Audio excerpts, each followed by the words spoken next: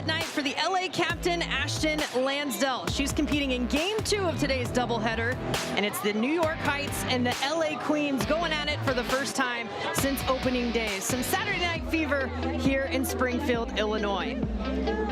Hello, everyone. Welcome back into Robin Roberts Stadium. I'm Jenna Becerra, and this is a rematch of the WPBL season opener, the Heights and the Queens. AJ Andrews joins me down on the field. And AJ, it's the first time we've seen them since the beginning, and it looks a little bit different. A lot has happened since then. A lot has happened since that historic Game 1 between the Heights and the Queens. Excited to see what they're going to take place today, because these are two teams that are really fighting to make sure they maintain that consistency, put pressure on the defense 1 through 9. It's been something they both really focus on trying to work through. We'll see what team comes out on top today. And it was dramatic fashion that this one ended that first time out on opening night. The comeback Queens down in the 7th. Amira Hondras with the RBI single to tie the ball game at 8 apiece. She gets on base, fired up with the flex, and then followed by Isabella Villarreal, the pinch hitter with the clutch 2 RBI double to make the difference in the 10-8 victory over the Heights. It was pure cinema. Pure cinema is the best way to describe it, Jenna. Villarreal had 1 AB, but that was all she needed, able to bring in those 2 runs for the go-ahead win for the Queens. Both of these teams a part of the first ever WPBL trade in the league's history. Emmy Psyche is going to get her debut today because her and Suzu Narasaki, they went to the Heights in exchange for Diana Ibarra, who is now on the Queens. This is the first time these two teams will face each other since that change has been made, and it looks a little bit different this time out. Going to be a little different. We have a lot of different trades, but the mission is still the same for both teams, and that is to win. And when we talk about the Heights, what their goal is today is to apply pressure early. We have Danae Benitez, who we all know is leading in the WPBL in most offensive categories, but it takes more than just one player to win. And luckily for the Heights, they can get it done 1 through 9, and you don't have to look too far because Natsuki Yonatani is right there in the number 2 spot, helping to get it done. She's second in the league in hits, and when she really focuses on that leg kick to stay balanced in that back hip to explode through the ball. And if you notice, Yonatani is always all smiles, whether she got a hit or not. And I asked her, what is her mentality? What is she thinking? She said, honestly, AJ, in her words, enjoy, enjoy, enjoy. She's just out there to have fun. Will the Heights be able to enjoy a 3rd victory in a row, or will the Queens stay at the top of the pennant race? We'll find out down on the field next.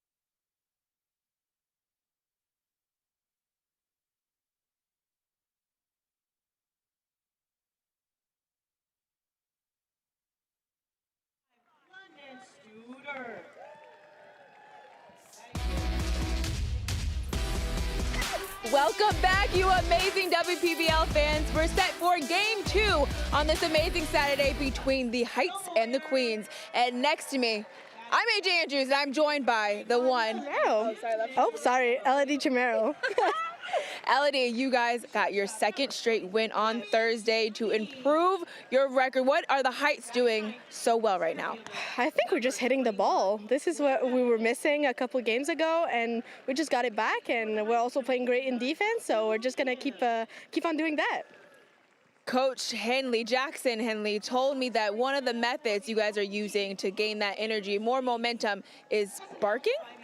Please tell me more. Okay, so I actually don't know how this started, but he was like, we gotta let the dogs out. Like, we gotta, show that we're dogs here. So we just keep barking all the time. I don't know why. I don't know. It's working though. Okay, at the end of this, you have to show us what it sounds like. Oh, okay, maybe. Elodie, what has been your approach to the plate? You're definitely somebody that when you get on, you have a lot of gap-to-gap power. You've been able to be one of the spark plugs for the Heights. What do you think when you step in the box? I'm just trying to find a way that could help my team to move people on base. So it could be opposite field or just try to place it in the middle. I'm not trying to hit a home run or anything. I'm just trying to make my team have more RBIs, and yeah, that's about it. Okay, for those that don't know, Elodie's first language is French. So Elodie, tell me what people say when they cheer you on. Oh yeah, some people have learned that we cheer in French by saying "Ah ouais donc là." So people have been cheering me on by saying that. So it's helping me bring me back home. And what does that mean? It means let's go. It means I don't even know what it means actually. We're just it's like babe. Okay. Yeah, okay. yeah. All right, last thing for all the New York Heights fans right here, so we can bark with you. Oh. What does the barking look like to gain that momentum and keep it? Oh damn. You heard it first, all you New York fans. Oh Get ready to bark to cheer on the Heights. It's the Heights versus Queens coming up next after the break. There you go.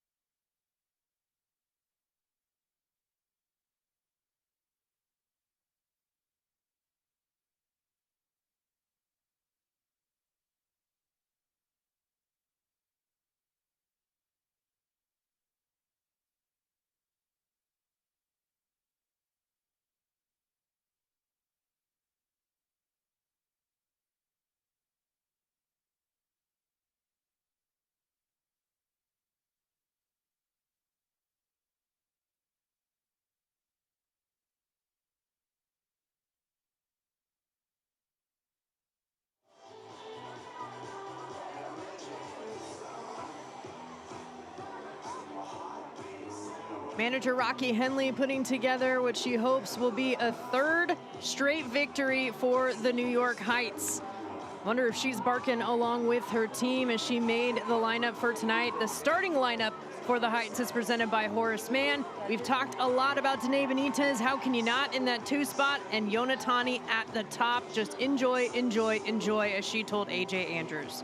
Yeah, Yonatani, somebody that really likes to just enjoy the game. I talked to Emi Saiki. She really wasn't like that. They played together in Japan. She wasn't like that when she was younger, but as she's grown older, she's learned to appreciate the game, wants to just have fun with every pitch and every play. The Heights will be going up against who many consider one of, if not the best pitcher, maybe best player in the world of women's baseball, Ayami Sato. She got the start first time on opening day, got knocked around a bit, but she has been solid ever since, producing groundouts, lets her defense work, but helps herself out as well, knows how to be that 5th infielder, and she can also get the Ks as well. The movement, 7 different pitches that she has in her arsenal, and she takes advantage of every single one. Sato, a player that has 16 years experience over multiple different countries. We talked about the different pitches that she has. She's also a gold medalist. She knows how to get the job done and plays her position well. She's going to need to come out here and have a great start for the Queens and give them a head start during out this game. Great point, AJ. 6-time gold medalist in the Women's Baseball World Cup, 3-time MVP in that tournament. She's got 13 innings already on this season. Her 10 strikeouts right up there, tied for second in the league coming into today. And the defense behind her is gonna look like this. You got Taima Maximiliana out in left and Brittany Apgar commanding the outfield and center field today. Lansdale back in right, AJ. Yeah, Lansdale made some good plays in Thursday's night's game. She's definitely somebody that can play on all parts of the field, right side, left side. Looking for her to continue on her amazing defensive prowess, showing that to us today. A new middle infield combo that we're seeing. Ayuri Shimano over there at shortstop. Her first start over at short. Isabella Villarreal, who was the hero the first time these two teams met each other. In the pinch hitting situation, getting the start over at second. And then Jamie McKay is behind the dish with Sato. She has caught her every start so far this season. McKay on the other side of it, on the mound just yesterday. Got the win actually against the Firebells, throwing a little over an inning. And also brought in the winning runs. There he is, Eric Young, manager for the LA Queens. Brings that high energy that we keep seeing, AJ. Yeah, Eric Young's motto for this Queens team is to show up and show out. He wants the players to go out, don't think so much, just go out and play. You often see him coming out to the mound or calling timeout for the infield, and it's not necessarily to give them a pep talk, really just to calm things down, crack a joke or two. We heard catcher Maggie Fox tell us a little bit about that, but this team just wanting to have a little fun and make sure they go out and put on a show. They did it the first time. I'm sure they'll do it again here in their second meeting this season. Natsuki Onatani, the leadoff for the Heights, very familiar with Sato from their days competing in Japan.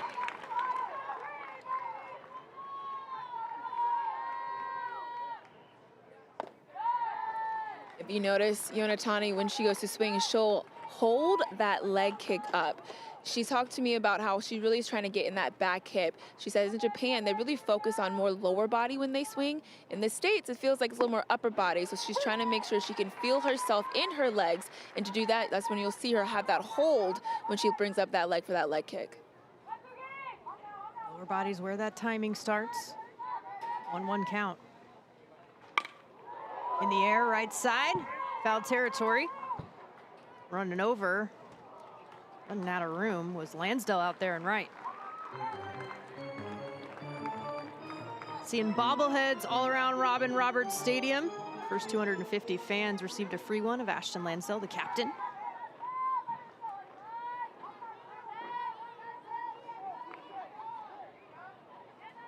The 1-2. She got a piece.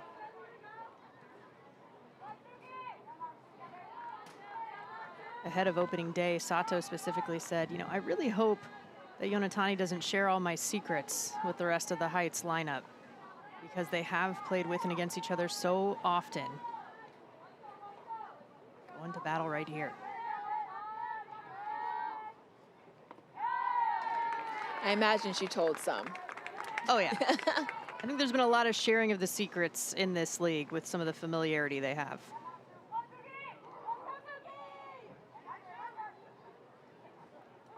Even count 2-2. Good take from Yonatani.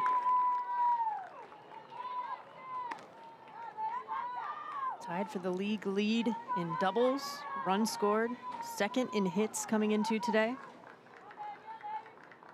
Really an ideal leadoff for Rocky Henley's team. Payoff. Got her swinging. Sato with the K to start things off.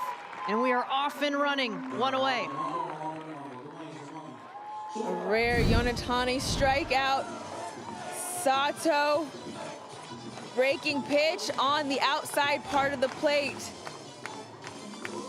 Sato says, you can tell all my secrets, but I can still get it done.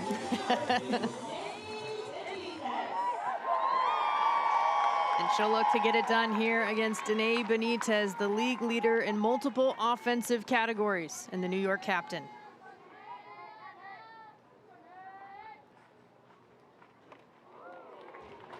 Swing and a miss there. We talked about AJ. We found out that, okay, Danae Benitez is actually human. She is human. She's not a robot. She did go hitless for the first time this season, last time out. Can you believe it? I didn't know that that was possible, but yes, Danae is a human being. She does have outings where sometimes she does not get a hit, but she still is a spark plug for the team. Able to get on base, taking two right now with a missed throw from third base.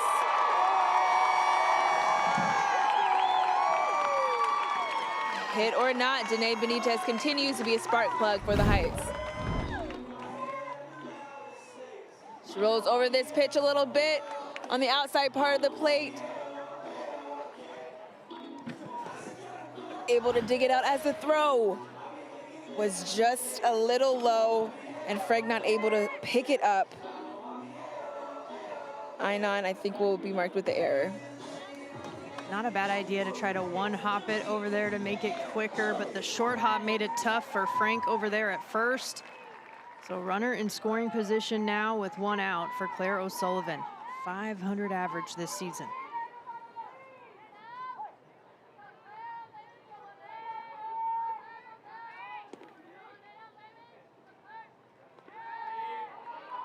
Nice pick by McKay back there.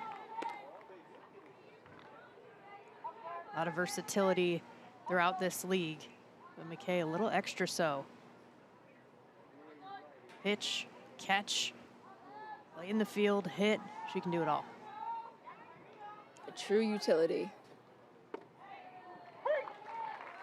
She does it all so well. So seamlessly.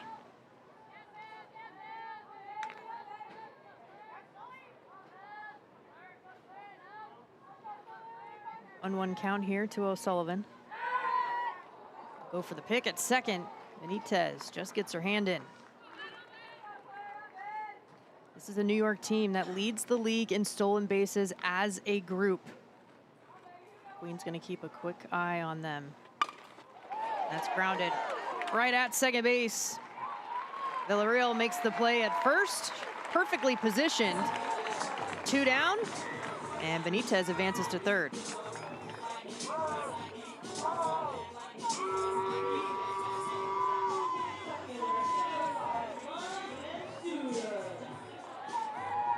Now to bring up the cleanup, London Studer.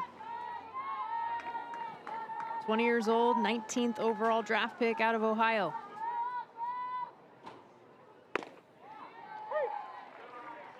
Takes a first pitch strike from Sato.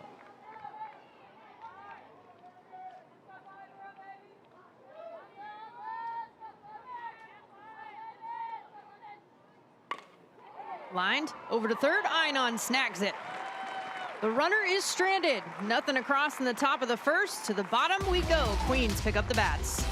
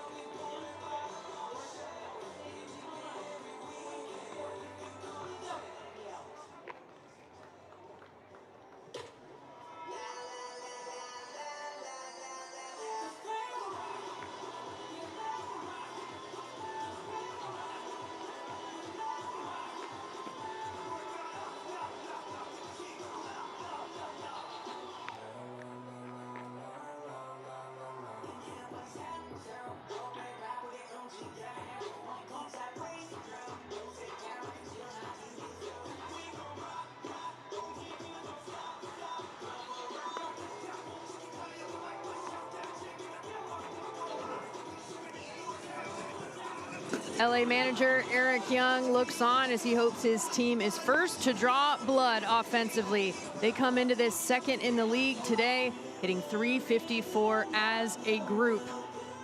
And tonight's starting lineup for the Queens is presented by Horace Mann. Isabella Villarreal getting that leadoff spot. She'll slot right in there. And then Brittany Apgar at the bottom, too, in the 9-hole. We saw what she did in the first game against the Heights. She got it done. 1 AB was all she needed. She'll get a few this game. See if she can have that same impact she had in game 1. Lineup will face the starting pitcher, Rakyoung Kim, for the New York Heights, the same 2 starting pitchers we saw on opening night.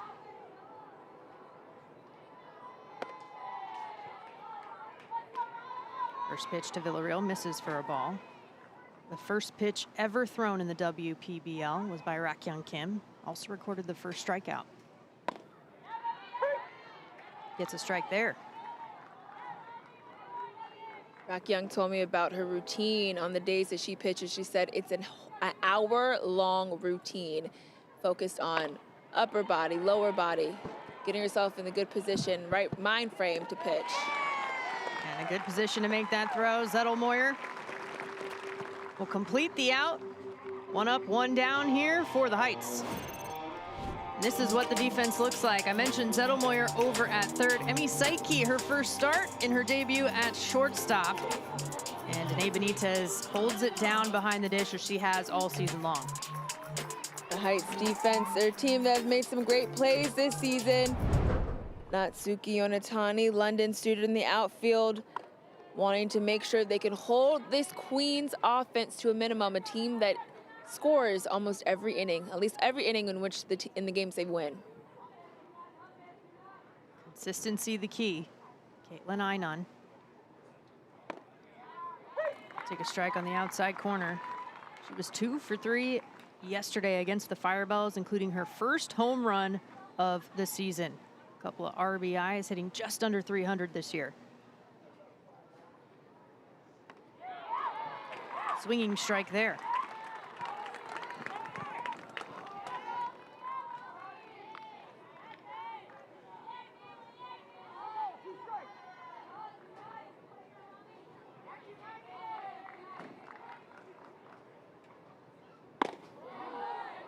Thought about it, but held on that pitch. Good Einon, you might say. One might say.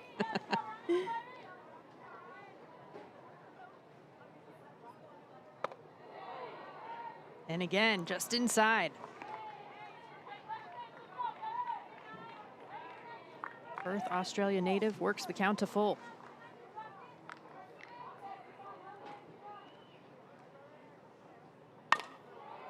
We'll be right back to Kim. Takes her time to set for the throw over to first. O'Sullivan hangs on to it.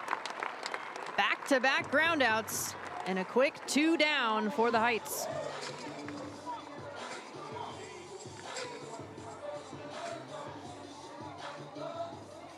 Rakyoung Kim told me her favorite pitch to throw is the curveball, wanting to get low in the zone, stay low in the zone, so that when she comes up, trying to really cross up the batters, the Queens batters about the plate.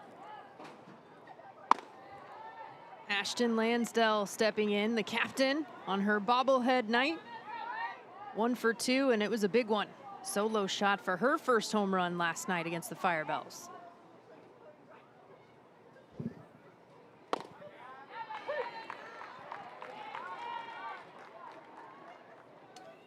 Doing a good job painting that outside corner to the righties.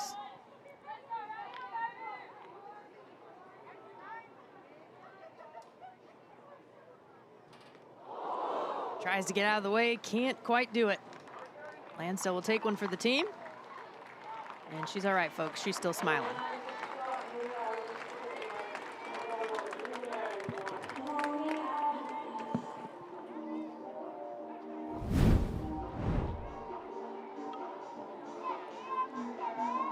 Rakyoung Kim, just this pitch gets away from her. And it nails Ashton Lansdale on the shoulder. 2 outs with a runner on base. Kim's 5th hit batter of the season. And now it's Jamie McKay's turn.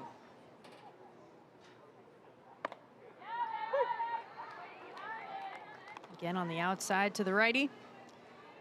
McKay has been having a day, but almost every day it feels like. Leads the team at the .500 average, 4 home runs, 13 RBIs. Throw goes off the glove of O'Sullivan into right field. Taking advantage is Lansdell. She's standing on second.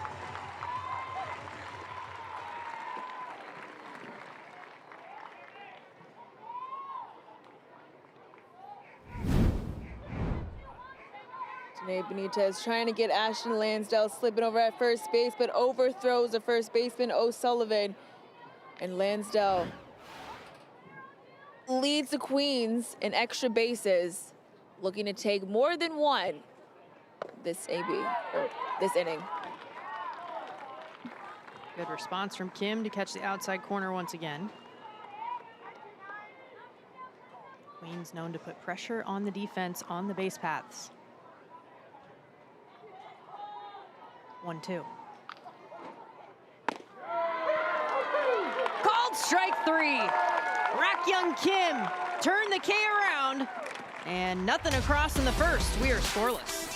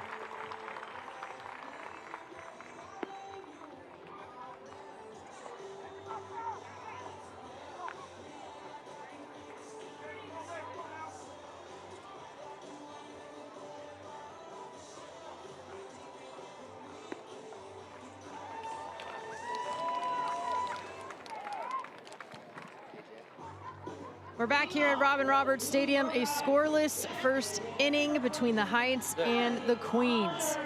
Ayami Sato getting the start once again, as she did on opening day. This is her 4th start this season for the Queens. She'll go up against 5, 6, 7 in this Heights order, starting with Kylie Lahners. First pitch, and it hits her. Lahners will take her base.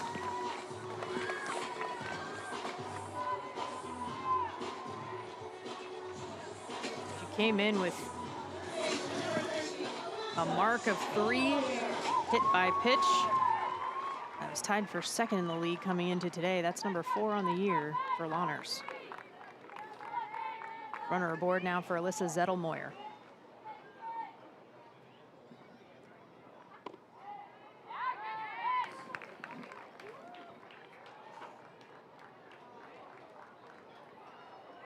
Zettelmoyer 2 for 3 with an RBI last time out. That was a 9-4 victory over the Hunters. Ended the series with 2 wins to 3 losses against Boston. Hit hard on the ground, the backhand at short, over to second. Will they turn 2? Oh yes, they did! The Queens showing off the defense and flashing some leather up the middle. What a play! Here Shimano goes down to get it back, hands it, flips it over to second base. Villarreal, and then another flip over to Frank. The double play for the Queens to get this 2nd inning going. A new combination up the middle for the defense for the Queens. Working out well so far. Elodie Chimero, hitting over 500 this year.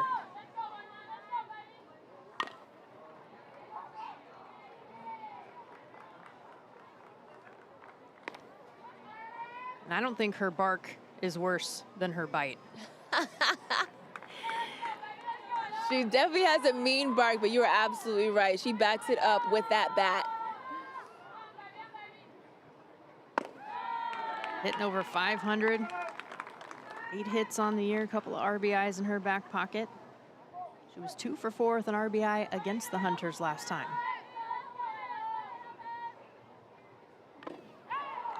Swing and a miss, and another strikeout for Ayami Sato. Second of the day. 1, 2, 3. Queens on offense next.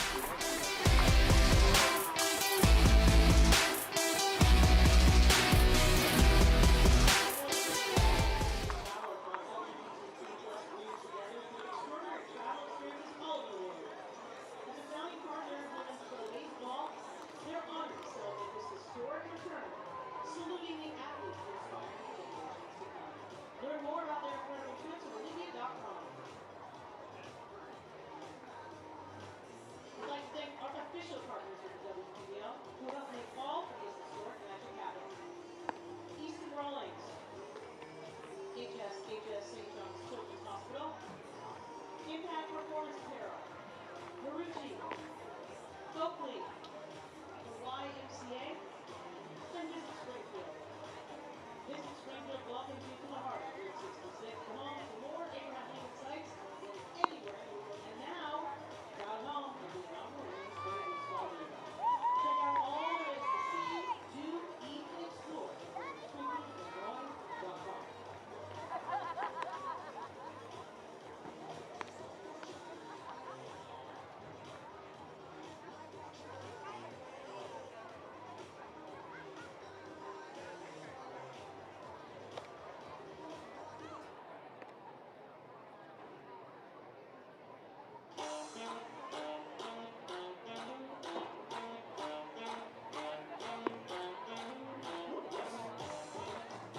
Every league has an inaugural season, but only once. The Realists live opening weekend auction is winding down. The San Francisco and New York auctions close in under an hour. And it's not just a home run race between Kelsey Whitmore and Danae Benitez. There's a bidding war for Kelsey Whitmore and Danae Benitez game-worn jerseys from opening weekend. The bidding for Kelsey's is up to $4,755. The bidding for Danae's up to $4,250. Learn more and place your final bids at therealist.com/WPBL. It'd be the best $4,000, almost $5,000 you'd spend. It's a piece of history. Game-worn jerseys, very cool. Benitez now behind the dish working with Kim. With a 2-0 count to Shimano, who leads off this inning. Make it 2-1.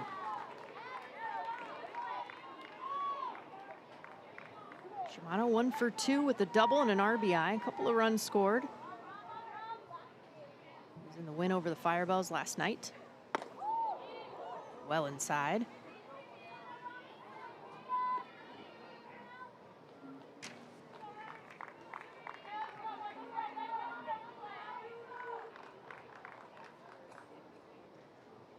The 3-1. Jammed.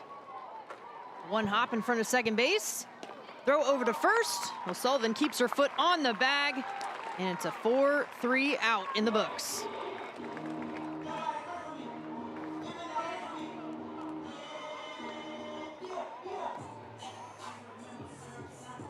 I feel like that one came off the bat. Little funky, AJ. She had to time it up. Chimero did over at second. Yeah, Chimero doing a good job. It was sometimes in those in between ones, you're trying to decide, should I go up and try to make the catch, or do I have time to let the ball bounce? She read it well, let it bounce, and quickly turned it over to first base to get the out. Now Addie Frank stepping in. Getting a start over at first base today.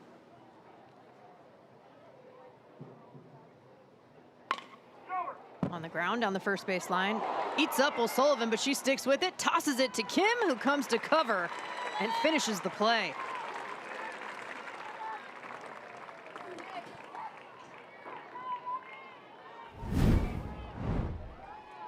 Frank turns on this ball. O'Sullivan's head is just a little bit up, and she kind of misses it, rolls up her body, but is able to stay in front for her to grab it quickly and toss it over to Shamir to get the out. 2 up, 2 down for Taima Maximiliana. Back in the starting order today.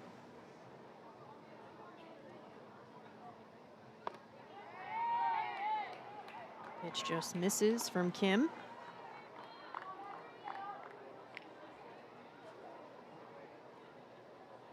Maximiliana has gone yard this year, has 4 RBIs on the season.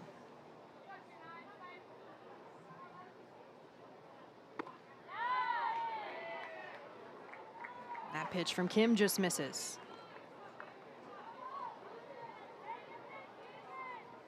Kim went the first 4 innings on opening night, only gave up 2 hits, a couple of earned runs, had 4 strikeouts. Heights were in a good position before the comeback Queens turned it around late in the game.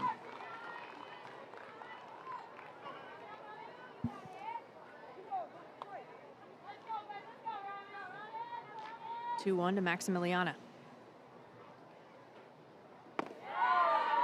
Evened up 2-2.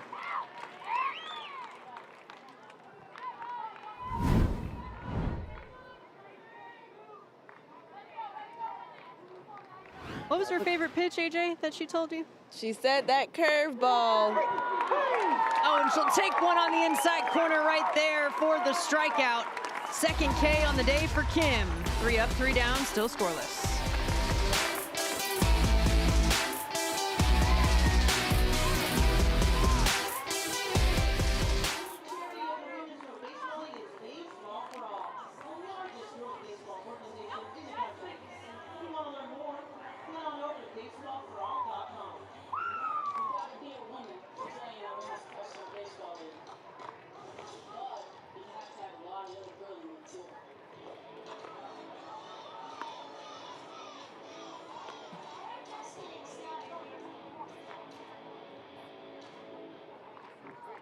Fans this time will have a cell phone, scan the QR code on the video board as we officially launch our WPBL fan zone. If you want to stay up to date with the latest WPBL news, this is definitely the best way to do it.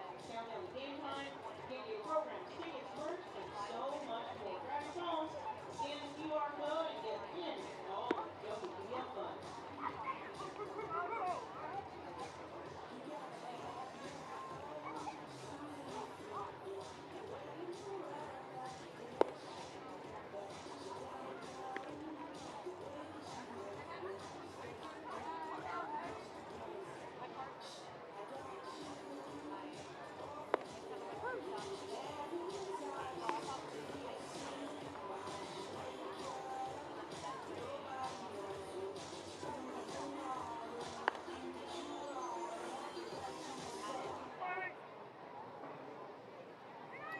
Two scoreless innings here at Robin Roberts Stadium. I hope I can score some good-looking food just like that in a little bit after this one.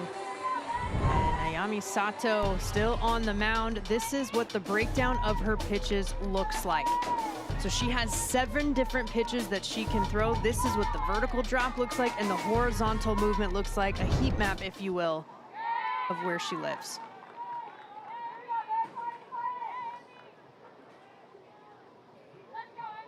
Consistency with her command. So much movement on every pitch. And Emi Saiki from Japan, first at-bat in the WPBL in her debut.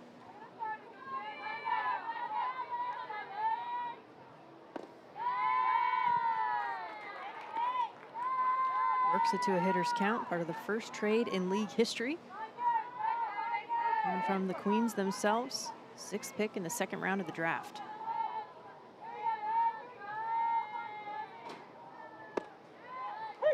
Here's a strike from Sato.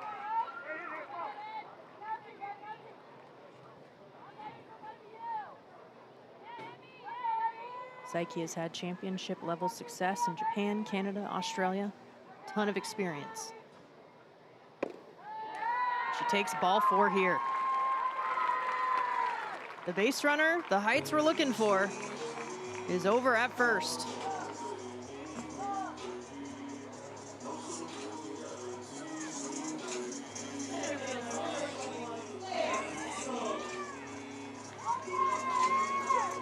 Nice job of not chasing anything. And passing the bat now to Claire Eccles, the number 9 hitter.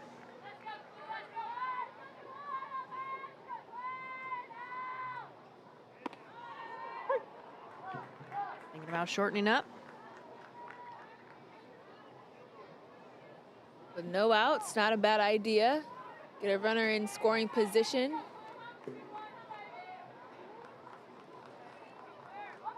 For the leadoff, Yonatani.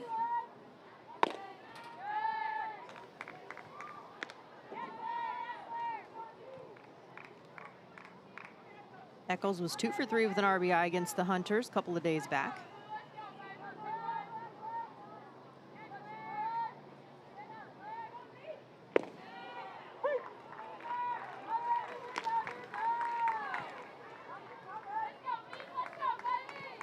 Plus, we've seen a lot of batters have success with that dribblers. Those balls that kind of hit off the end of the barrel, don't get all of it, but they slowly roll slow enough to where the defense doesn't have time to get the offense out. He'll get the force at second. Villarreal to Shimano. 1 away.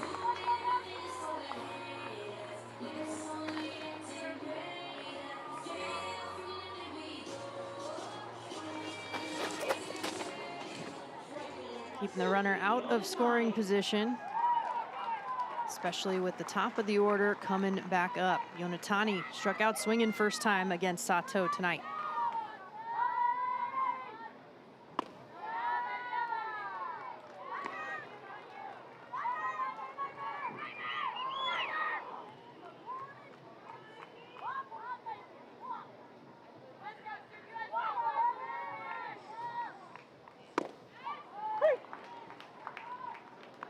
Sato evens it up at 1-1.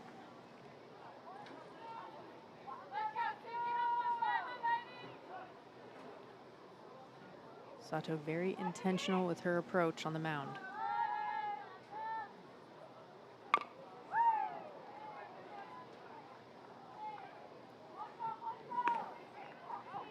Tani trying to get the timing down.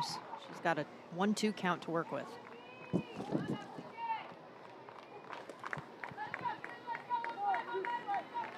Casado has so much break to her pitches that Yonatani finding herself thinking that she's swinging on time, but as soon as she gets on plane, the ball kind of dips under her bat. Chopped over to short. Shimano with the throw to first. And it's out number 2 in the books as Eccles advances to second.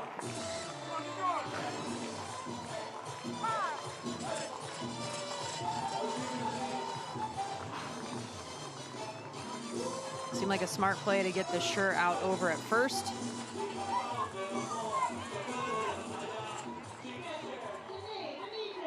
And now it's Danae Benitez with the runner in scoring position, 2 outs.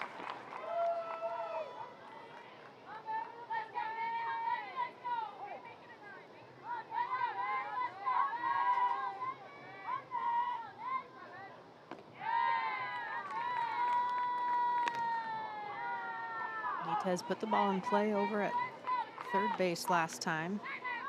Legged it out, took second as the throw got past.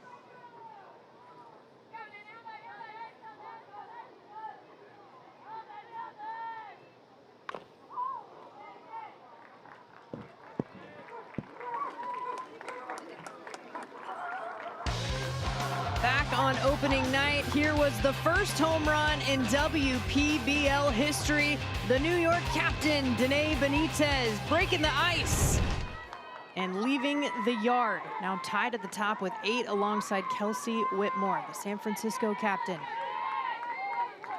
Little did we know she was just getting started with that first home run.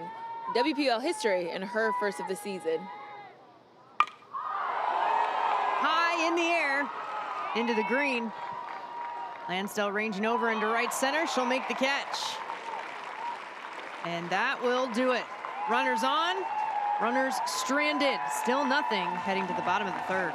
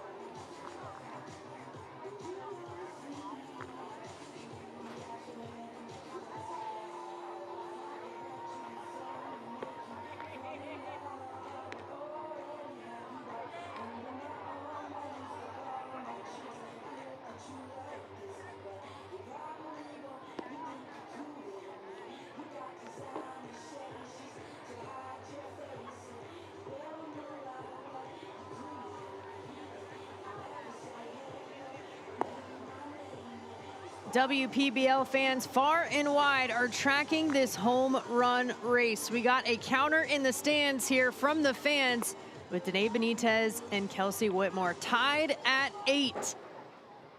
Seems like Benitez will get out in front. Whitmore will then punch back, even it up, and so on and so forth. That has been the story up to this point, over halfway through the regular season. It's truly been tit for tat. The two of them. It's like as soon as one hits a home run, you're kind of antsy, waiting for the next game to see if either Danae or Kelsey will hit the next. It's lined into right field. That's going to fall fair. Edwards with the single. Getting things going here for the Queens.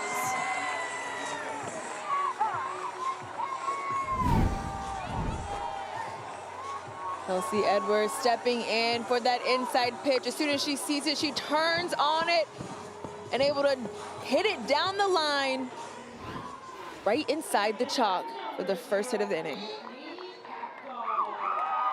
Edwards was the first to hit a grand slam here in the WPBL. She'll take the single here. And now it's Brittany Apgar, number 9 hitter. Yeah, and that was a great play by Yonatani here, sliding over down there to make sure she stops that ball from rolling over. Anything you can do to make sure you stop the play to keep Edwards from taking another base. Runner takes off. Edwards down to second. Throw perfectly placed. Benitez says goodbye.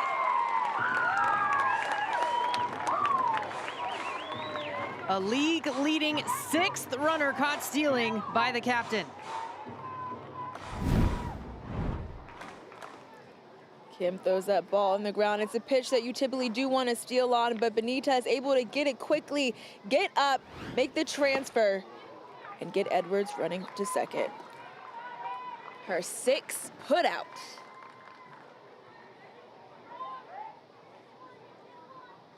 Now Apgar with bases clear, 1 out. Fouls that off, out into the stands.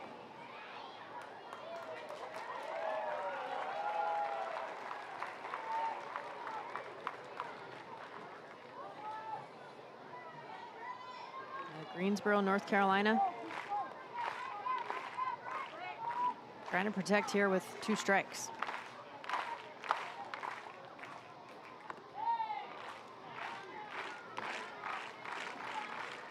Apgar born with 1 hand.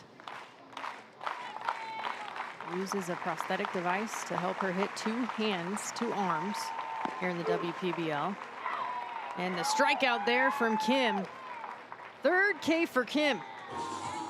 2 down here in the 3rd.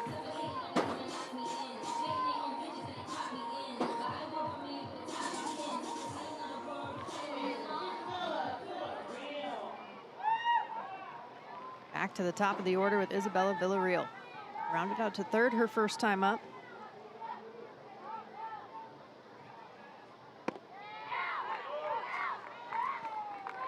That's that curveball that Kim loves to throw. I talked to Elodie Chimera about that pitch that Kim's thrown. She said, think of it like a clock with the curveball. Think of it as a circle. It's going to fall from 12 to 6. That's what the curve looks like. That's what the loop looks like as the spin, the break on the ball. From 12 to 6, that curveball. Really having to be patient and wait on that pitch to get a good ball on it. Villarreal knocks that one out of play to stay alive. Kim in a groove right now. A little bit of momentum for the Queens when Edwards got on, but Benitez brought it back to the New York side, mowing her down at second.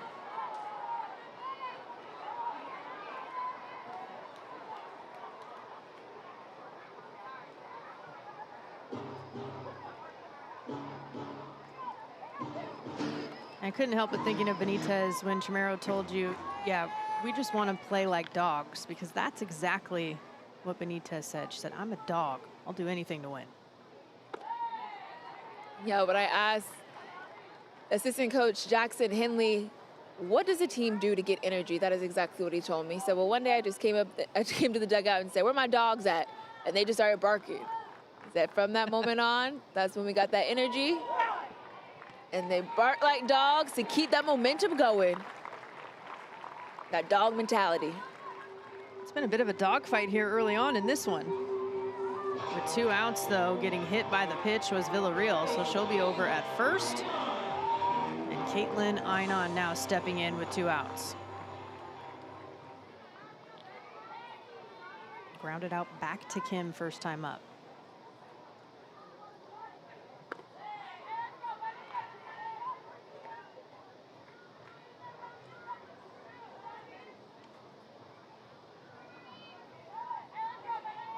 Third-round pick, represented Australia in the World Cup back in 2023.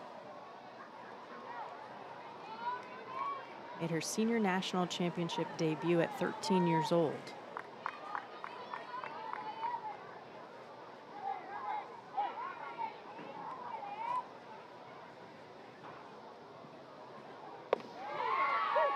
Paints that outside corner. That continues to be an effective spot for Kim. Kim wanting to stay outside, try to get the Queens players to get a little bit out in front, try to hit off the end of the barrel and do some ground outs. The 1-2. Lined into left. On a rope. Einon looking for 2 bags. She'll get it, but the throw to third, not quite in time. So Villarreal standing on third base with the double from Caitlin Einon. It's a great hit by Einon, but also an amazing relay from London Studer out in left field. Einon able to get a hold of this ball, drive it down the left field line. Look, Studer grabs it, makes a turn, quickly fires it off, and then she throws to third to Rosetta Moyer. It's a quick play, called safe, but that is textbook softball right there. That is how you make the big plays in the big moment. No wasted time, no wasted energy. Always say in the outfield, every second you take, a runner gets 3 steps. Studer got the ball quick and immediately threw it in. Lansdell sends this one out of the park. Right off the bat, the no-doubter from the captain. And a 3-run shot puts LA up top 3-0.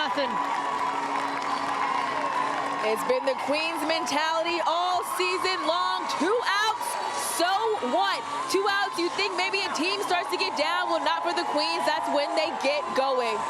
Lansdell touches all 4, gets knighted by her Queens teammates, and then, of course, crowned.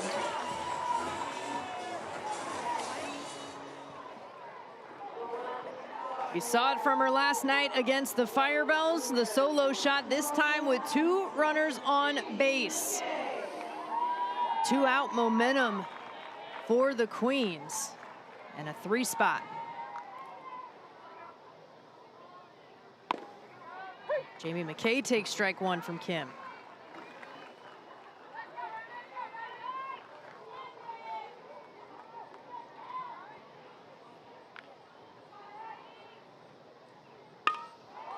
McKay gets a hold of this one.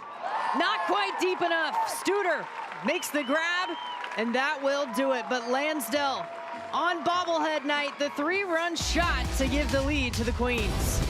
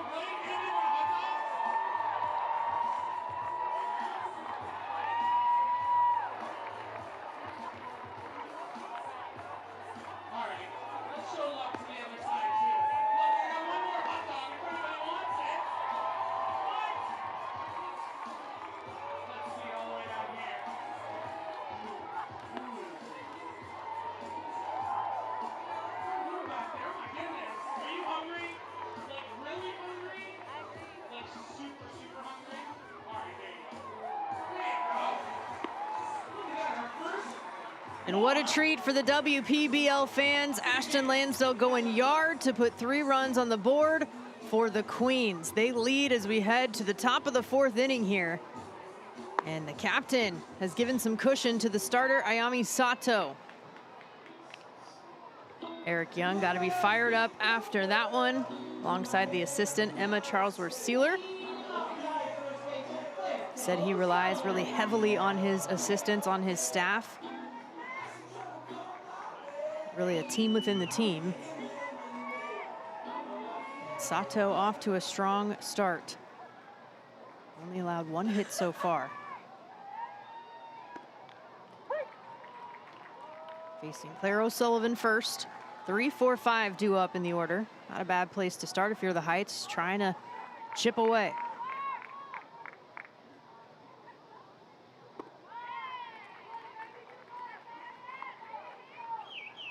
And a 1-1 count. Sato threw 3 innings in her start opening night against the Heights. Allowed 10 hits, 7 runs, 4 of which were earned, 1 strikeout.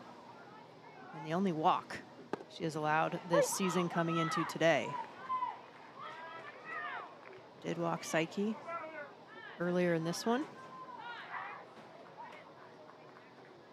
She's been in a groove so far.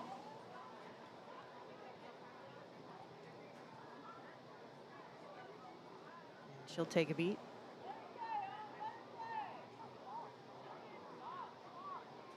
O'Sullivan grounded out to second her last time up. 1 for 2 with an RBI a couple of nights ago. 2-game win streak for the Heights coming into this. 1-2. Upstairs, good take. Sullivan also had success on the mound so far this season for the Heights. Another Australian, 31 years old, 3rd-round pick in the draft. Swing and a miss for the strikeout. 3rd K on the night for Sato. She continues to roll. Best thing you can do after your team scores some runs is get that first out, and Sato doing it in style. All 3 Ks, she's gotten them swinging.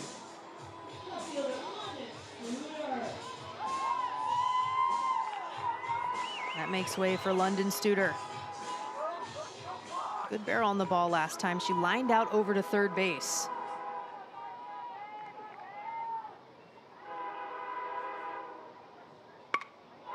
This time into the deeper area in left field, but easy play as Maximiliana makes the grab. Hung in the air a bit. but a quick 2 outs.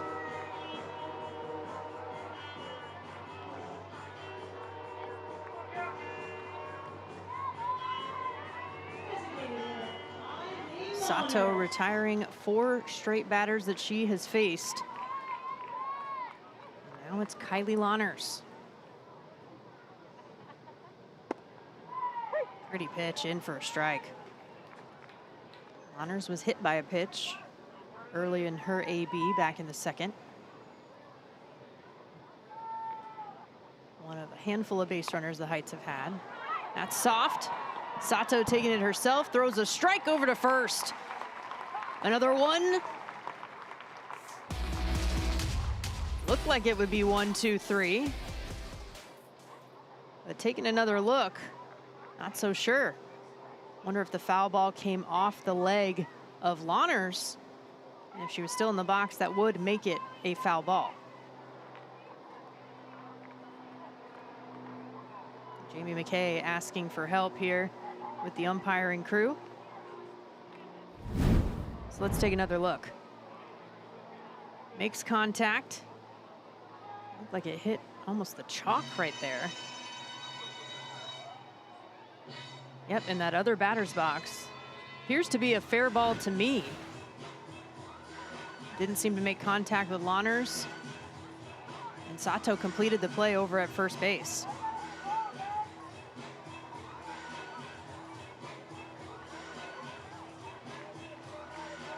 Jamie McKay a little frustrated because she saw it unfold right in front of her.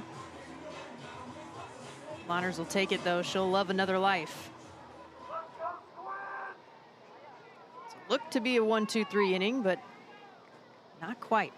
The 0-2 here.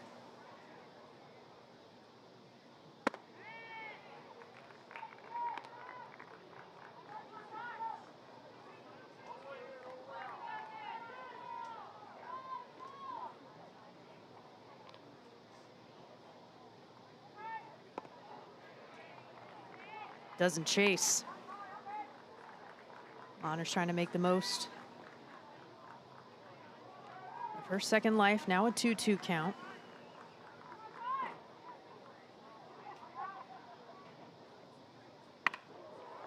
Grounded over to second. Villarreal to first, and it is a 1, 2, 3 inning. Sato continues to cruise. Bottom of the 4th next.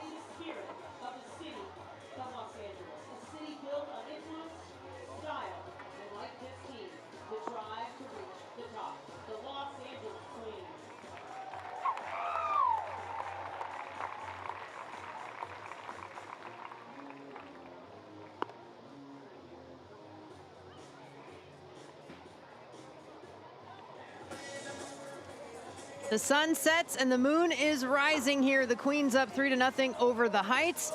AJ Andrews is down with a special guest. Thanks, Jenna. Yes, I am down here in the stands with General Hagler. General, please talk to me a little bit. You told me the story of how you found out about the WPBL and what made you want to come today. Well, first of all, I just want to say this is an amazing honor to be here today, to get to throw out the first pitch as part of this great effort. women play baseball. Women play baseball at this level, and for women to play baseball at this level gives an opportunity for girls and young women everywhere to really matriculate up from the little leagues, hopefully into college and high school, and on into the major leagues like this. This is really an amazing thing. So I hope this creates a great draft for women to play baseball at all levels and to rise to this level.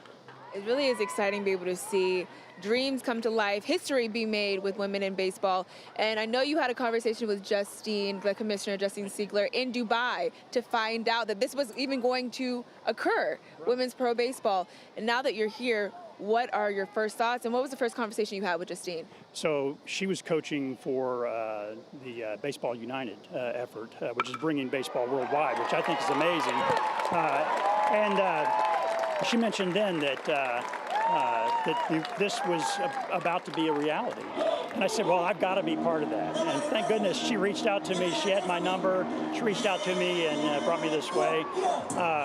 It's just really amazing to see it come to fruition in the way that it has. General, I know you threw out the first pitch. Were you nervous today? Oh, of course I'm nervous. I haven't thrown a baseball in years. But I would never miss an opportunity to be a little teeny tiny bit of this history. So, look at this uniform. This uniform is the same uniform our soldiers wore during World War II. We went away from it for a number of years. The last time women played professional baseball, the soldiers of the United States Army wore this uniform. And so it's just really cool to represent the armed forces and the Army and the women that I've served with and worked for throughout my 40 years, and see it kind of come to fruition again at this level. It's just really neat to represent those folks.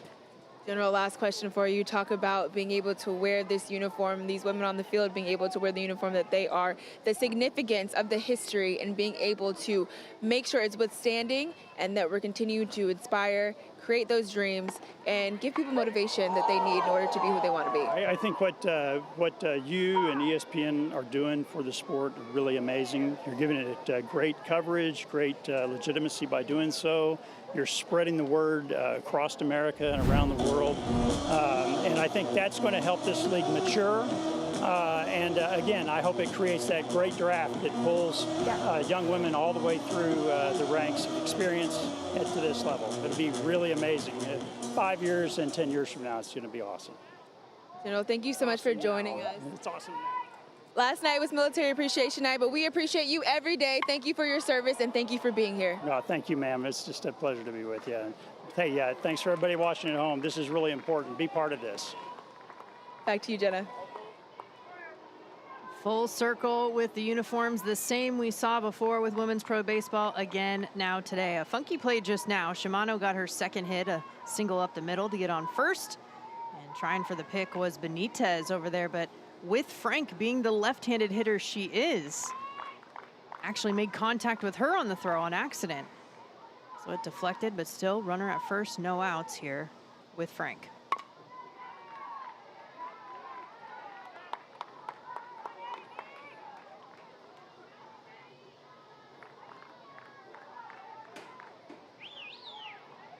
Frank grounded out back to Kim. Last time up back in the second inning. She's got 2 strikes. Staying alive.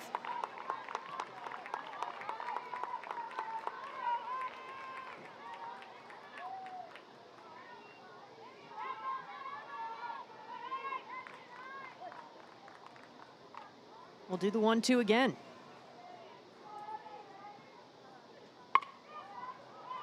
Inching closer to fair territory, but still foul. Some activity in the Heights bullpen. Kim now with over 50 pitches that she's thrown in this one after getting the start. Here in her 4th inning of work. Limited the Queens to just 4 hits so far, but included a big one from Lansdale with that 3-run home run. Just misses inside.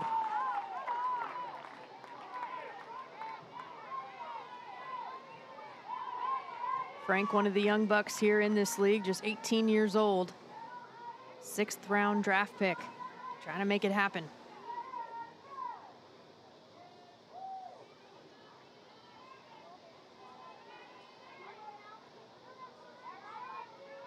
Benitez calling pitches.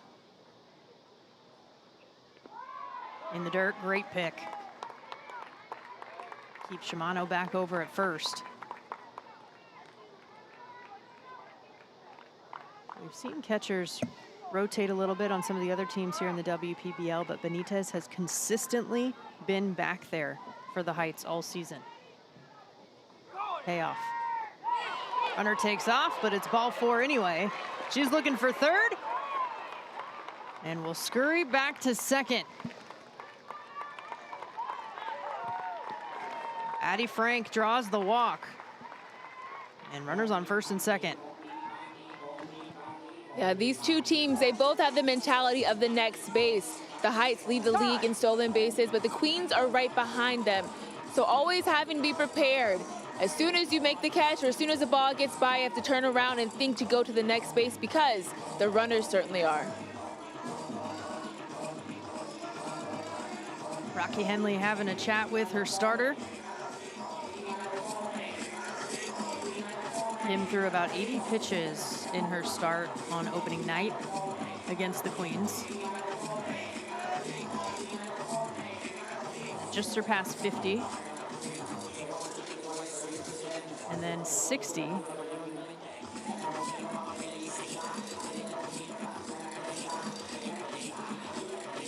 Mentioned there's some activity in the Heights bullpen. Getting towards the bottom of the order, and the number 7 hitter, Maximiliana, steps up.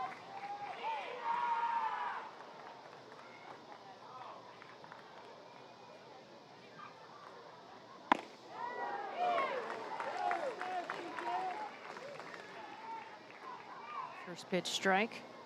Maximiliana struck out looking back in the second. 18-year-old from Curacao, only representative. Another one.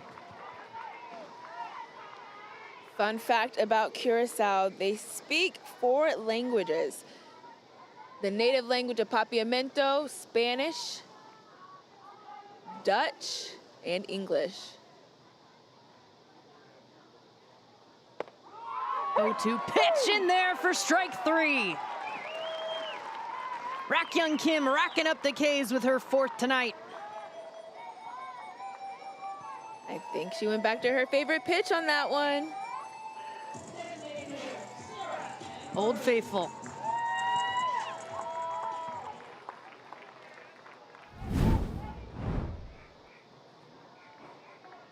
Yeah, that's that 6-12 break that Chimera was telling me about earlier that makes Kim so dangerous on the mound with that curveball. Edwards got the better of her in the 3rd with a single. So runners first and second with 1 out.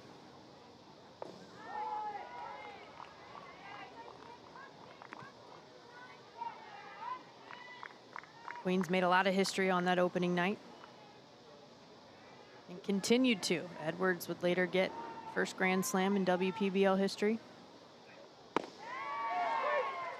That's in for a strike.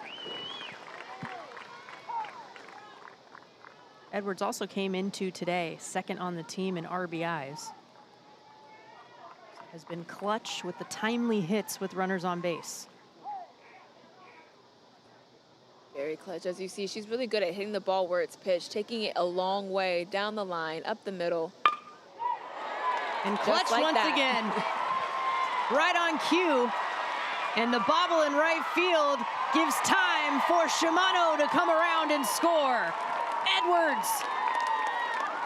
Another RBI in a 4 spot now for LA over New York. Edwards doing what I said Edwards does. Ball a little bit on the inside part of the plate, inside middle, she takes it down in between first and second base. Yonatani bobbles it a little bit, allows Shimano to come around and slide safely home. Clutch moments continue for Edwards. She's at first with Frank at second. Still just the one out for Brittany Apgar.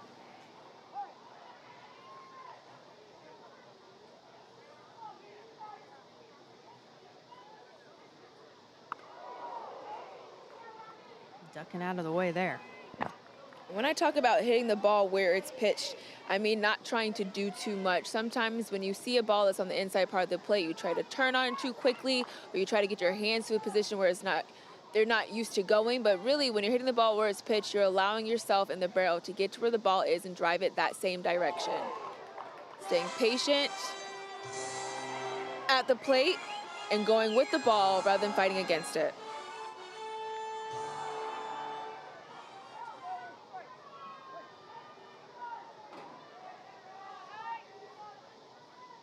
The 1-1.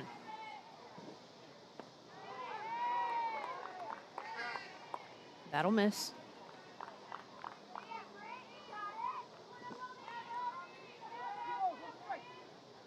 Apgar with the start out in center field today for the Queens.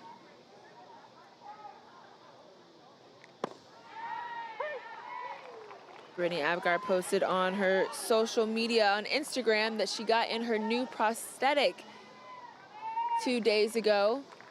The first one that she received from the hospital they made it specialized for her broke. So they sent her a new one and she just got it in. That's what she's using today. Swings through strike three there. Rakyung Kim with her 5th on the night. And it's 2 away with 2 on for the top of the order.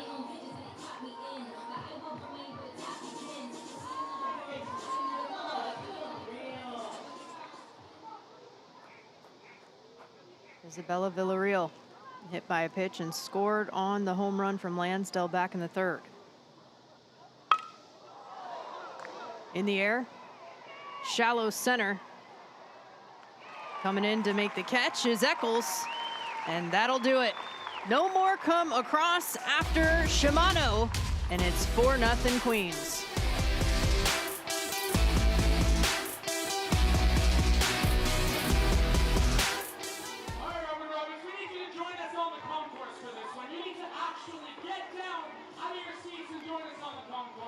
We need everybody joining us. We're going to make the biggest conga line the WPBL has ever seen. And then we're going to scream so loud that we're going to break the speakers. All right, everybody, come on down and join us. Maybell does not bite, I promise. All right, here we go. Clap your hands. 1, 2, 3, let's go.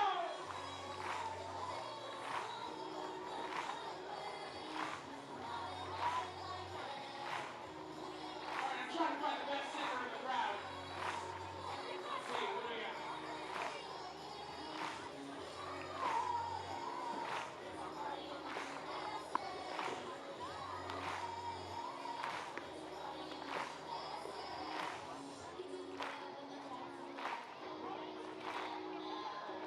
Do you know the lyrics?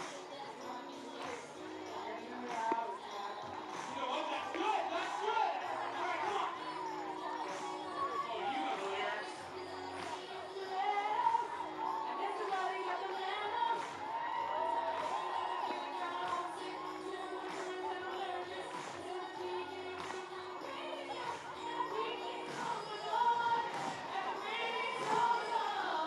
Mascot Maybell Blair bringing the energy in the conga line here as we enter the 5th inning.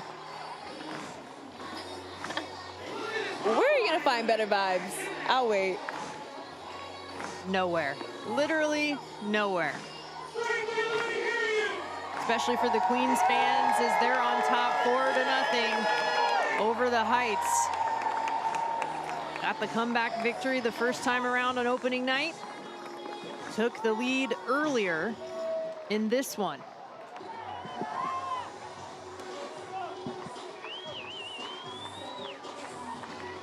Ayami Sato off to a strong start on the mound. Has limited the Heights to 1 hit. Entering her 5th inning of work.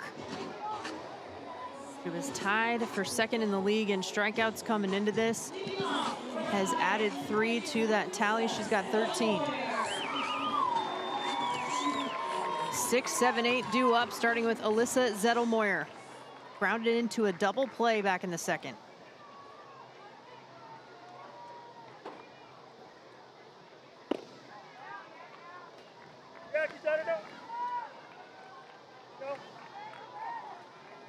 Talked about the joy that Yonatani has. She's always smiling, but the smiles are always up with Zettelmoyer. You see it in her eye black, see it in her vibes. She even has stickers. If you are not close enough to see it, she gives around some stickers. She calls it the Smile Up movement. Just wanting to spread some positivity and some love. The game of baseball can be hard. Life can be hard. Doing what she can to help everyone keep their smiles up.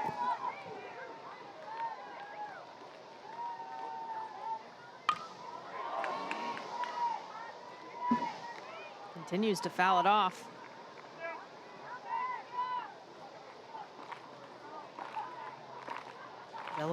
Moyer hitting over 350 coming into today. Top 3 on the Heights squad. Doubles and hits overall.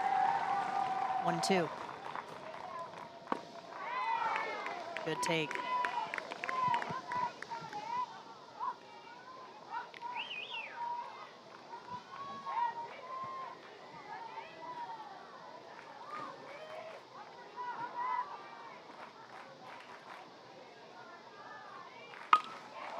Gets a hold of this one.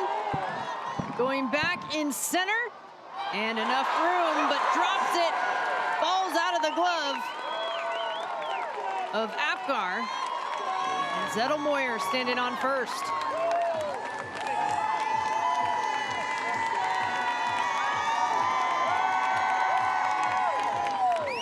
Get on base any way you can, smiles up.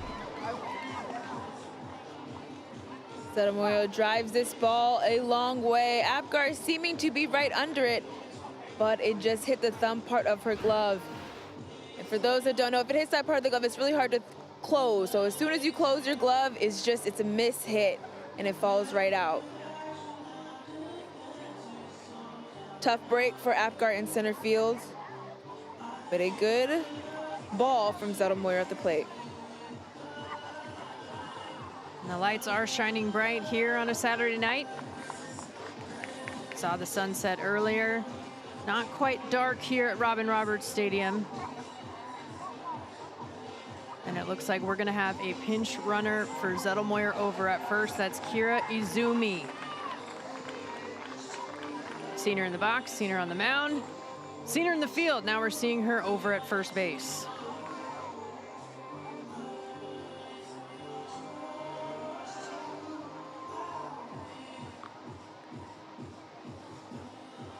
Trying to take advantage of some speed on the base paths. Heights trying to get on the board. Scored 9 last time out against the Hunters. 11 in the win before that against the Firebells. But it's been tough going up against the starter in Ayami Sato. Getting the Ks, rolling it up, just doing what she does best. The defense having her back as well. Slick plays from the infield, including the twin kill. And the movement just continues to baffle. Sato continuing to be dominant on the mound, but that defense behind her also helping her out. It was something that manager Eric Young spoke about. Doesn't want to give teams the big inning. He feels like that is what caused the losses that they faced in going up against the Firebells. They gave them too many big innings, didn't make the routine plays. So a good defensive outing from the Queens, as well as a spectacular performance on the mound from Sato.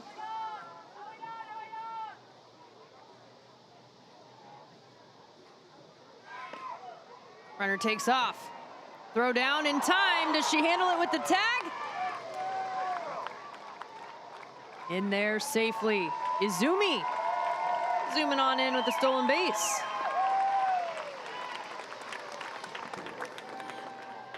Catcher Jamie McKay got that ball and was able to throw it down in time. But Shimano not able to handle it to get over to put the tag on Izumi.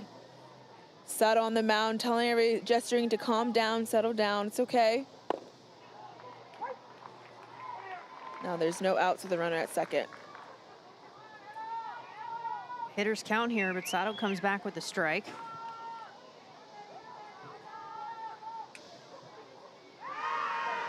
Looking for the pick at second. Not quite in time, a close one. Izumi just sneaks her foot in there.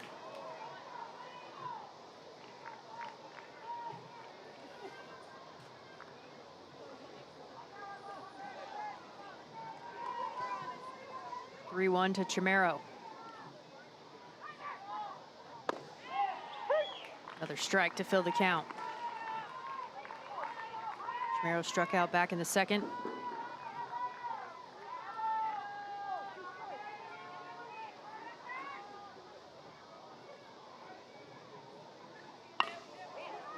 On the ground or short. Throw over to first. Is handled. Shimano gets the first out as Izumi advances to third.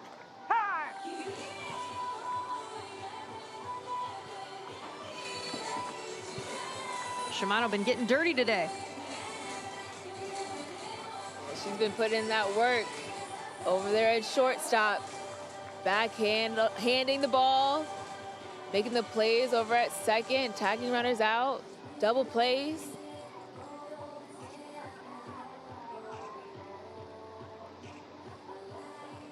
That's the best feeling as a player. You want to come away as dirty as possible, feeling like you got some work in. Leave it all on the field. And taking some home with you too, on your jersey. Take a little bit of Robin Roberts Stadium with you, why not? Why not? Defense has helped Sato out tonight as well. She does have a few strikeouts. They have had her back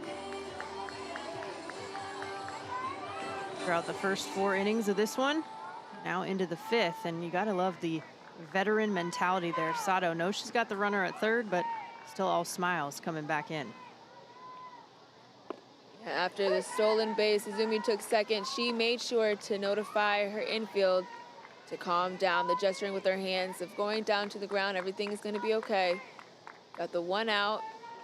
She's confident on the mound. Into center. That'll fall. A big moment. Emi Saiki in her debut, her first hit, and it's an RBI single, and the Heights are on the board.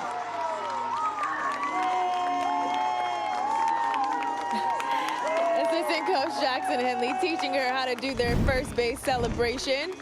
Lady Liberty. She gets the ball on the outside part of the plate. Goes with it, extends through that ball to push it to the outfield. Gets on base, and with her new team, the Heights, learns the new celebration at first. Originally drafted to the Queens. Trade as that bunt is laid down beautifully, and the sacrifice successful over at first. Eccles is retired. Some fundamental baseball at play. That was a beautiful bunt by Eccles.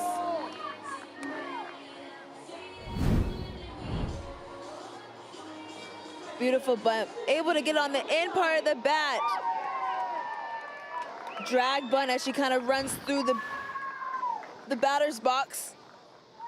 But Jamie McKay quickly to the ball, able to get herself in position to make the out. Natsuki Yonatani. 0 for 2, but one of the most consistent hitters throughout this season for the Heights.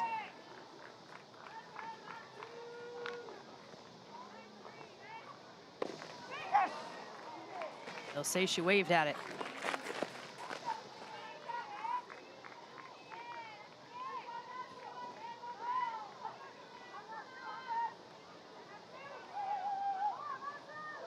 Familiarity between Yonatani and Sato. Sato's won the battle twice. McKay with a nice stop.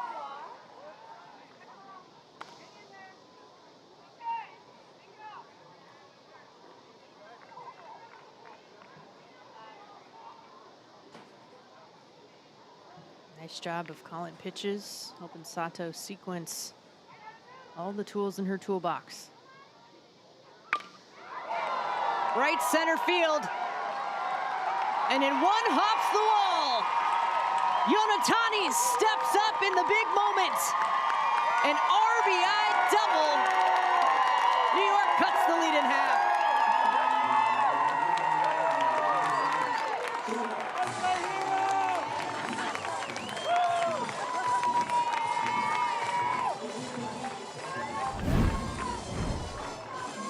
Yonatani, you see her hovering with that leg kick, and immediately a smile as she sends the ball in right center, a long way, one hopping the fence to bring in another run for the Heights. We talked about her productivity, AJ, incredible. She's productive at the plate, she's productive on defense. One thing's for certain, she's gonna do it with a smile. Hit number 17 this season, taking advantage of the runner on base, switching places, put herself in scoring position. Yeah, she has. She's second most hits in the WPBL.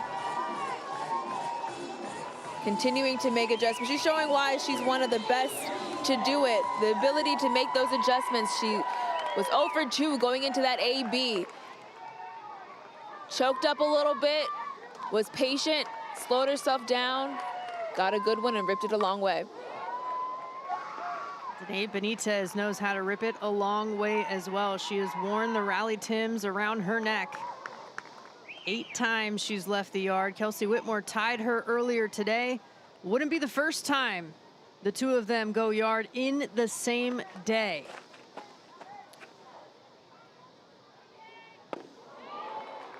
Sato trying to prevent just that with that movement. We talked about the barking that the Heights do. They definitely did some as that second run came across the plate. For those that missed it, they want to have that dog mentality. And so they'll bark to get the energy going, to keep the momentum throughout the dugout and throughout the game. Good effort on the frame there from McKay. Even better eye from Benitez to lay off.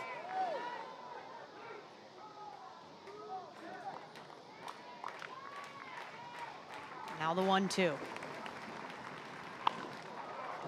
It's a piece, rolls down the first baseline, but foul.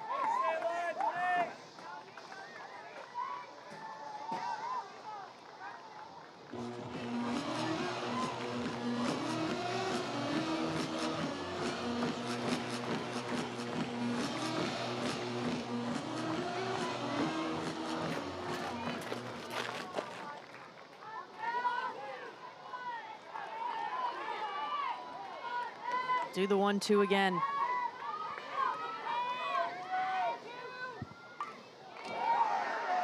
Staying alive. What a cool battle that we are witnessing. Number 3 overall pick looks on right there, Kylie Lawners. What a beautiful shot. Benitez, the 6th overall pick, facing the number 2 overall pick.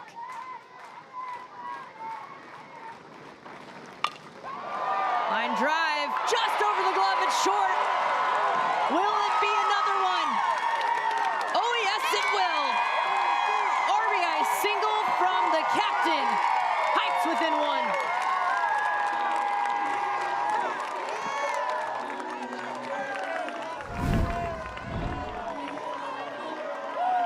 Danae Benitez caught that ball on the break, gets on top of it, and sends it right over the glove of shortstop Shimano to score in the 3rd run for the Heights. Last time these two teams faced each other, it was a strong start for the Heights, a tougher finish. They are surging later on here, and that will do it for the starter, Ayami Sato. With 2 outs and a runner at first, it's a new era call to the bullpen. Maggie Fox will start to get loose as we step aside for a quick break.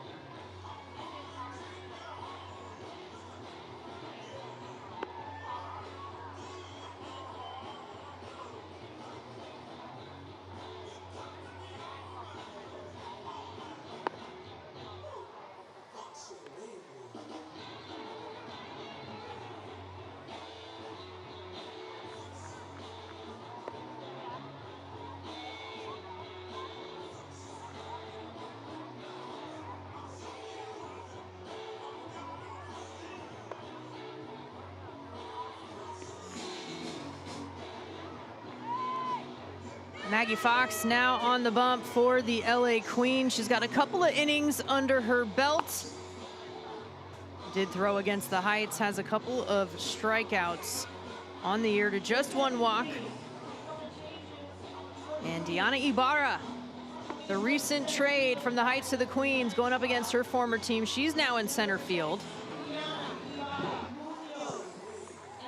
And over at second base, Amira Hondras taking over for the starter, Isabella Villarreal.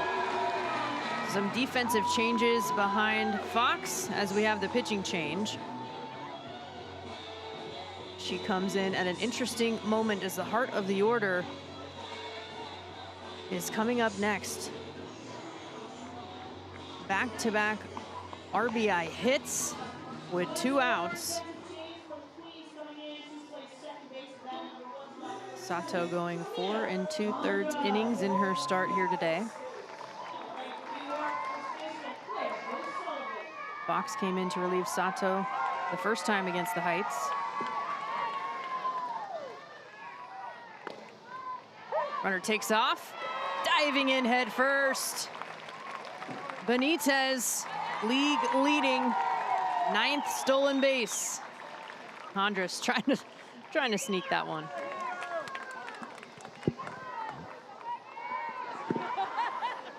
Danae need to get in the celebration real fast.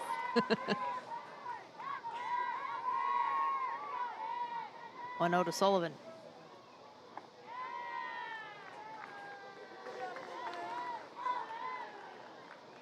We obviously talk about the home runs with Benitez, but leading in other categories too, like stolen bases with her 9th. Now scoring position for O'Sullivan. Ducks out of the way. You don't really hear that often. A player that is leading in home runs also leading in stolen bases. Exactly, such an athlete. And leading in runners caught stealing behind the plate. I mean, come on. A little bit of everything.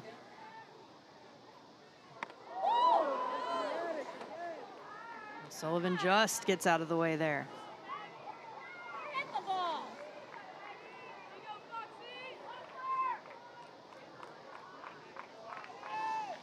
Claire O'Sullivan 0 for 2.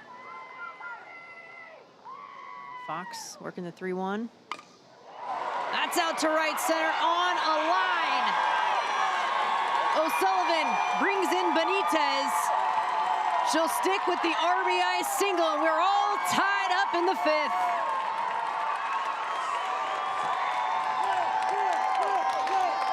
Just like that, it's a whole new ball game.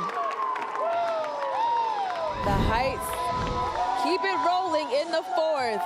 A breaking pitch, but it does not fool O'Sullivan. She goes down and gets it, stays through it, drives it to the right field, right center.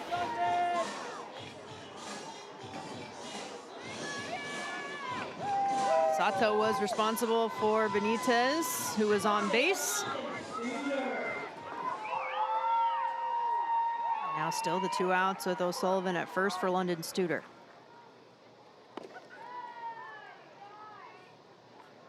She's lined out, she's flown out.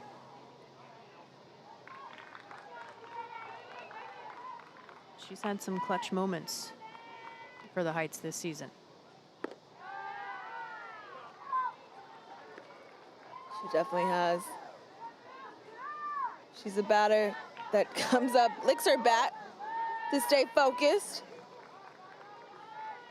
Everyone's got their thing. Everybody has their thing. You're absolutely right.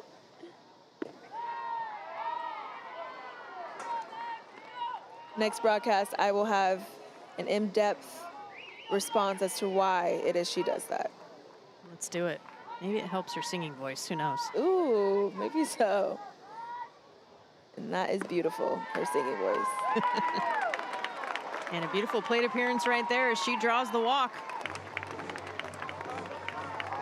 2-out rally continues for the Heights. They have batted around now as Kylie Lawners steps up to the plate.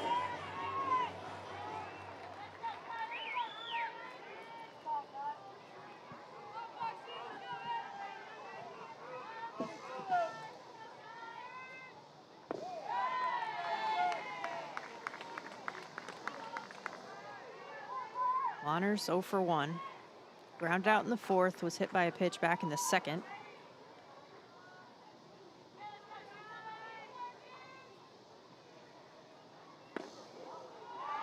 One of the most productive RBI hitters on this Heights team. And McKay is going to have a conversation out there with Maggie Fox. Yeah, what the Queens need to do right now is just slow things down. Their goal is to minimize the big innings, and the Heights are having a big inning. There's 2 outs. Conversation between McKay and Fox about what they need to do, what they can do to get out of this inning.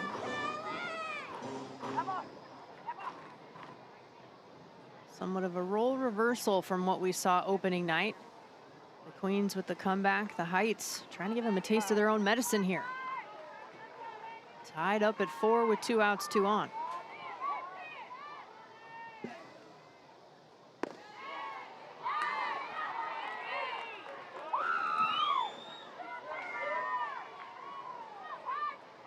Bonner's also a very patient hitter.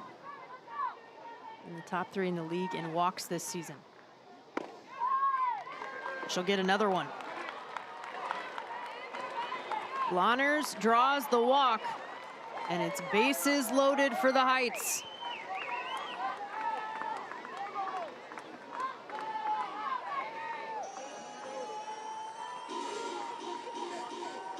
Izumi came in as the pinch runner for Zettelmoyer just earlier this inning. They have batted around, and here she is, her first AB of the night.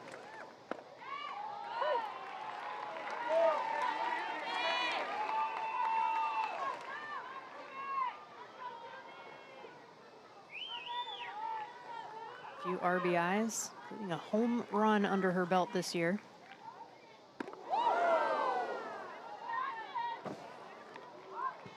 Nowhere to put her for Fox.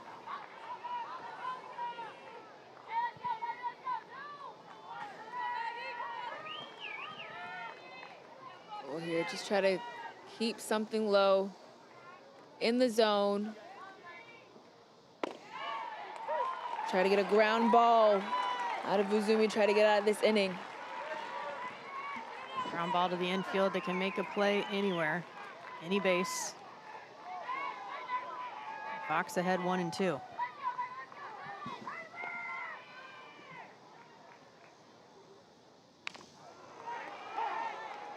Just staying alive, gets a piece.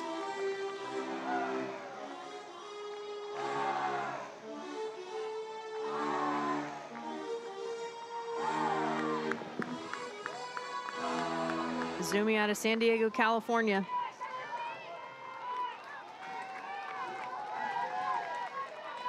Second pick of the second round.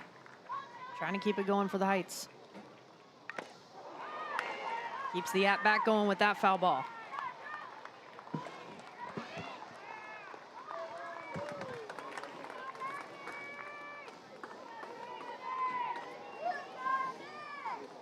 Maggie Fox's 2 innings she had under her belt this season both came against the Heights in relief on opening night.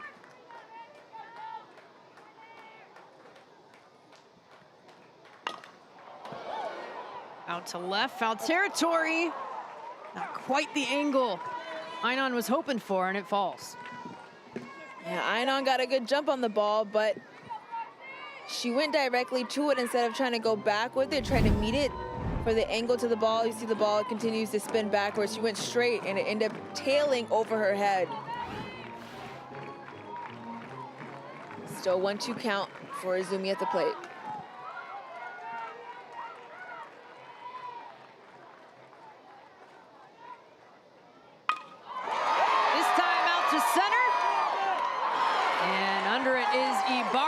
The defensive replacement. And they'll be stranded around the bases, but tied at 4.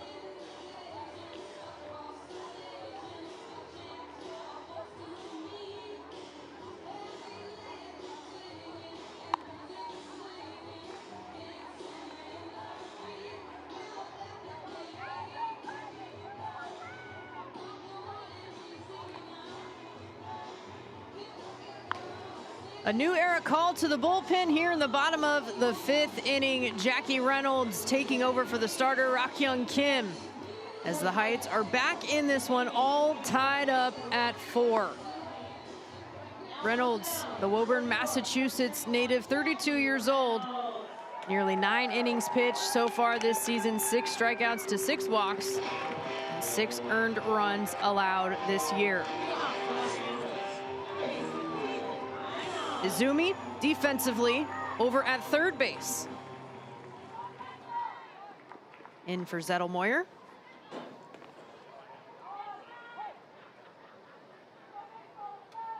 And 2-3-4 with Caitlin Einon.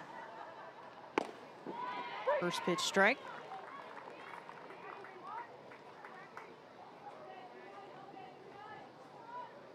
Einon 1 for 2 with a double. Scored in the 3rd. Cranked out to left field, and that's fair down the line. Einon looking for extra bases. She'll find it standing up. A lead-off double for the Queens. The Queens responding right away. Einon turning on this pitch, hitting it down the line. It goes all the way to the fence. Early hit, early runner in scoring position for the Queens in the 5th. And putting them there for the home run hitter. Ashton Lansdell 1 for 1 with the 3-run bomb back in the 3rd.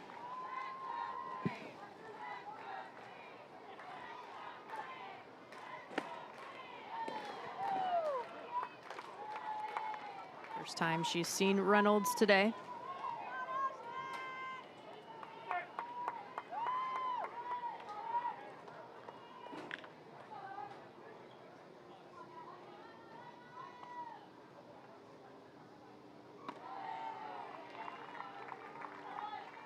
Very deliberate.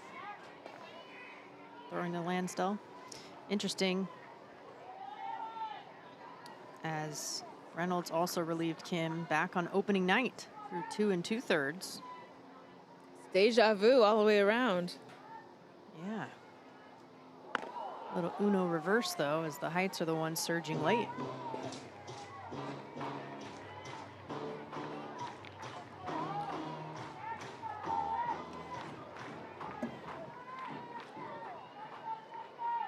To Lansdell.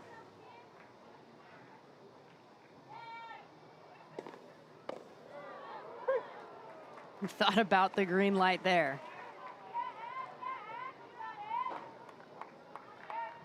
I think that fresh haircut yesterday really making the difference. Hit a couple of home runs since then already.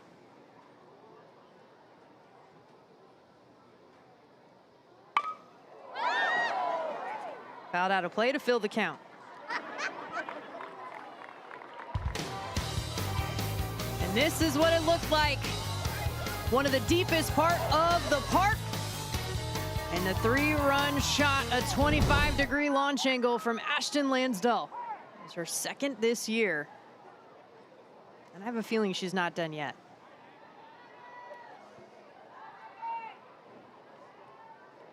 She's one of those players that when they catch fire, they burn for quite a while. Yep. And she explodes on this pitch. Ashton Lansdell stays hot. 2nd home run in as many at-bats. And it's 5 RBIs for the captain. LA back on top. Catch fire. Ashton Lansdell, keep on burning. She gets knighted again and crowned for the 2nd time this game.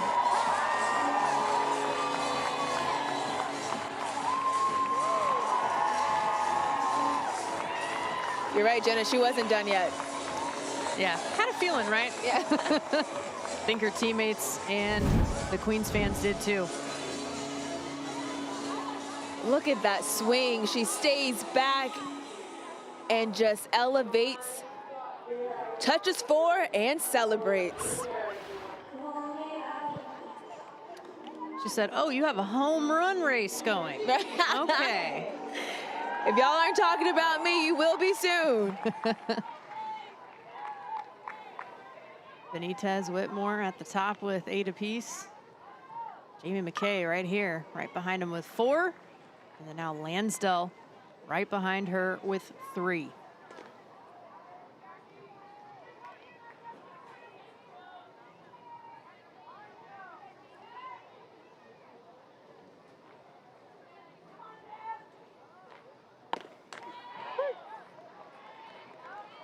Reynolds attacking the zone here against McKay. Quickly jumps 0-2.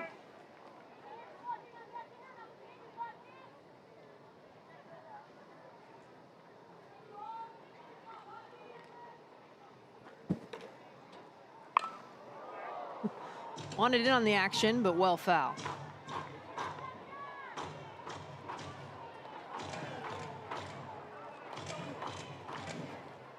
McKay and Lansdell actually played college softball at Ole Miss together. Getting to play together here for the Queens in the WPBL. And she smacks this one. Just foul.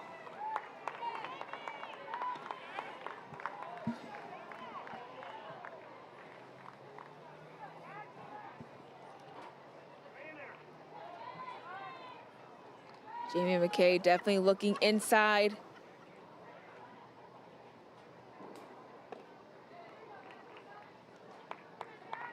Any ball that comes anywhere near the inside part of the plate, she is turning on it and turning on it well.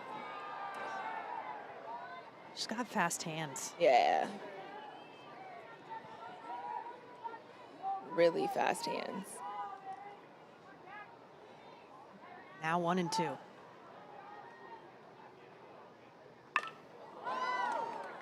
In the air. In the infield on the right side, catch made by Chamorro.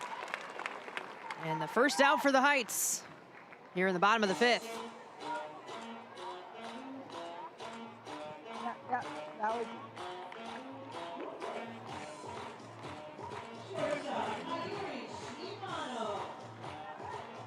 Now Shimano will step in once again, 1 for 2 on the day with a single and a run scored in the 4th.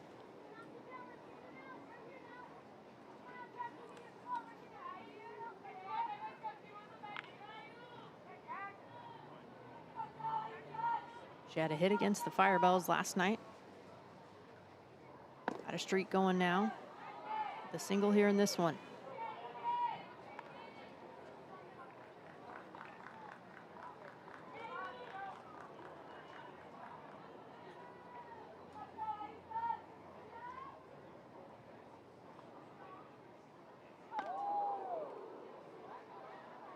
Way inside.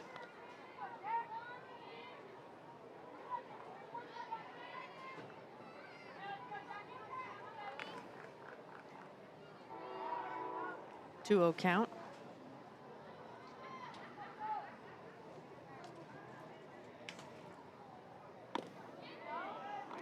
Takes 3 straight balls. Her debut in the WPBL just yesterday. 15th pick in the 3rd round from Osaka, Japan. Already making an immediate impact for the Queens. Green light, fouled off.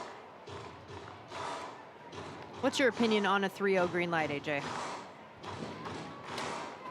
I think in situations, if the pitcher has not walked many batters, it is something that you want to look for because you know that is probably one of the prettiest pitches you're going to get in that AB. But if it is a scenario in which the pitcher has walked a few, I would say wait. And the first walk issued from Reynolds puts Shimano over on first base. Continue to work into the lefty. And that'll trigger the conversation here with Rocky Henley.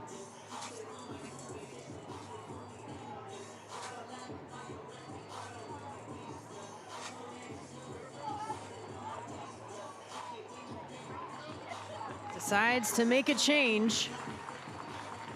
And it's a new era call to the bullpen for the New York Heights.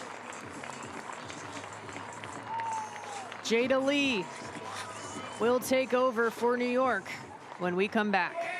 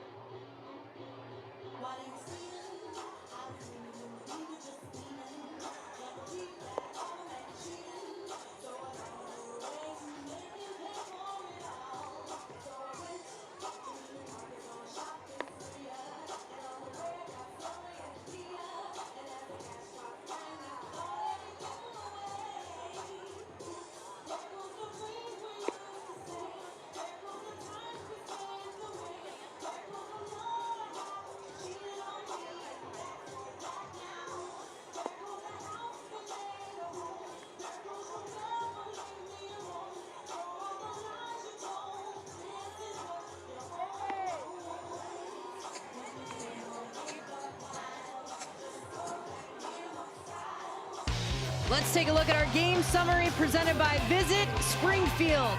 Ashton Lansdell, the captain, on her bobblehead night, getting the Queens on the board first to draw blood. O'Sullivan, though, hoping her team crawl back into it, ties things up for the Heights. And New York started to fight back. But once again, Lansdell, she said, another one. Sends it out of the park for a 2-run shot this time. 5 RBIs on the day. And the captain has been crowned twice.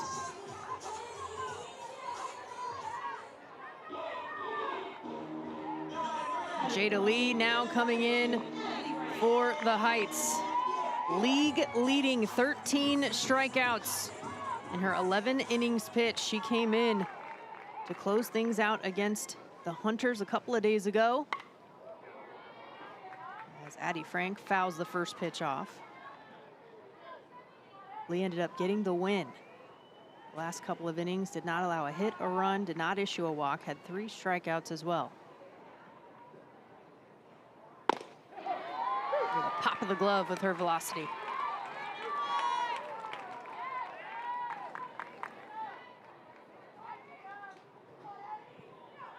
Frank 0 for 1 with a walk.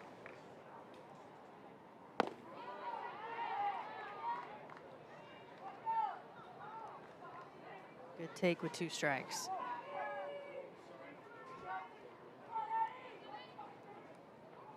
One, 2.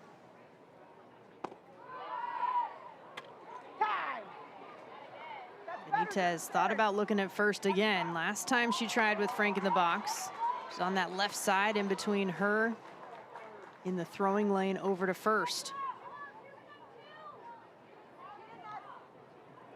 And it looks like a batter interference is going to be called right there. And that would be an out, but Eric Young right away coming out to get clarification. It's an interesting call because she was in the batter's box and she does have a right to that real estate. Right, as a competitor, you're not trying to help the opposing team. You just can't hinder them outside of your own designated space.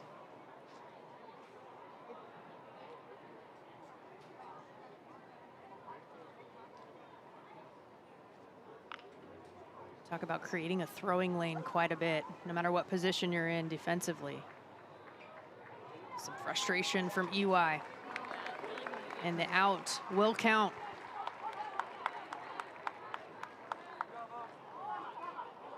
That's a big out for the Heights.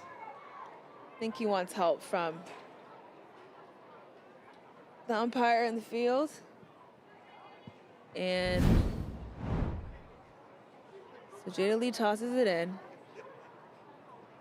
What's interesting is Addie, she's in the box. As Danae goes to throw, she's in the box, but she attempts to duck out of the way.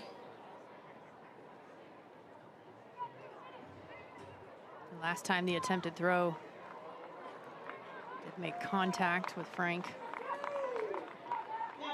And the out will stand.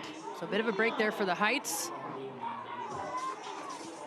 It's 2 down now. Runner over at first for Maximiliana.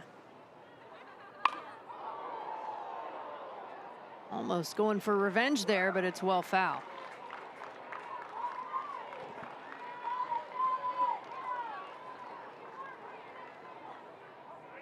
Maximiliana has struck out twice so far.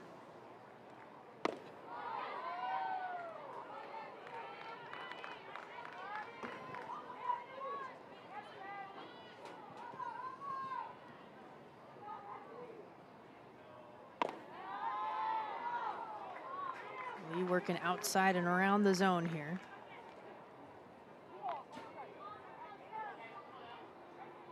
This is her 6th appearance. That also leads the league. Out to right, timed it up well, but going back to make the grab, Yonatani. But a couple come across on the Lansdale home run. LA up 6-4 over New York.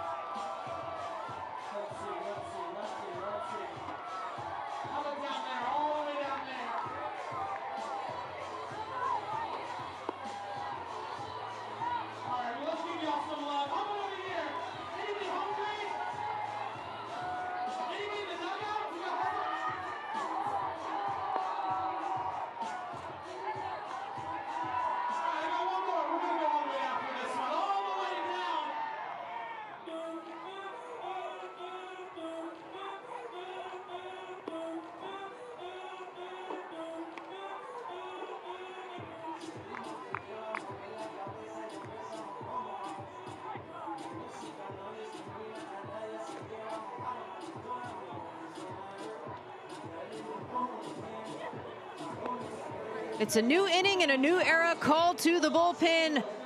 The Queens not messing around, bringing in the closer, Maggie Meidlinger.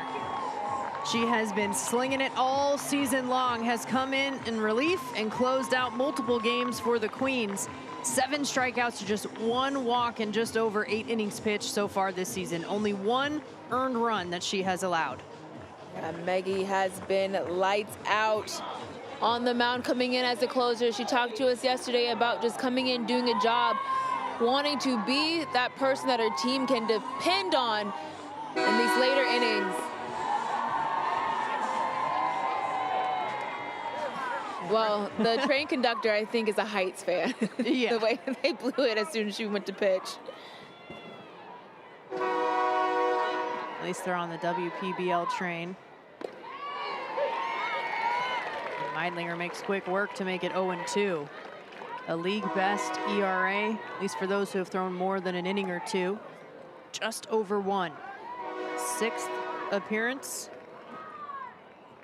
She's finished 4 games out for the Queens. Or 5, excuse me. This would be number 6. Opponent's just hitting 200 against her.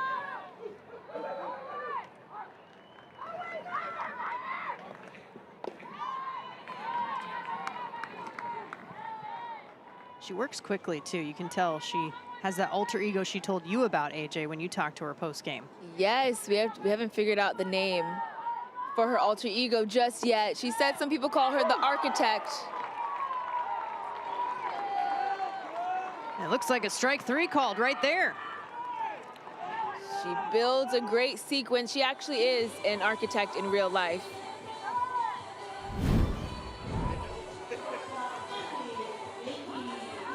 This pitch just falling right off the table, low in the zone. But gets enough of it for strike 3 for Chamorro. And you're right, AJ Meidlinger actually works at an architecture firm where she faces Emmy Psyche. Michelle Roche, another pitcher on the Queens, one of the young guns, also studying architecture. So she said they've had some interesting conversations. She feels like there are some parallels she can draw from being an architect in real life and really being an architect of the game there on the mound. Absolutely, it comes down to precision, having to build a sequence, know when and where to place things and at what time. It all comes down to a science, and being an efficient pitcher all comes down to a science as well.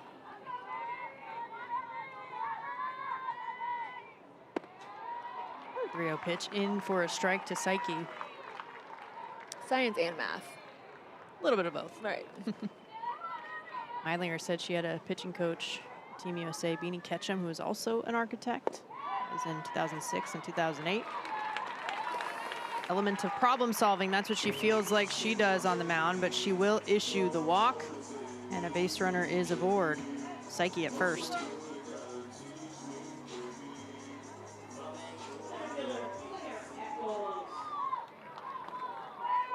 Second walk. Go ahead.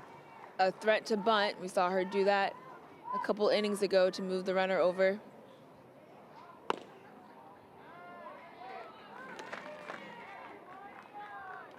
I feel like she's just really owned her role in that number 9 spot. Does whatever needs to be done to pass the bat, get back to the top of the order. Oftentimes you'll hear people say the number 9 spot is just a second leadoff.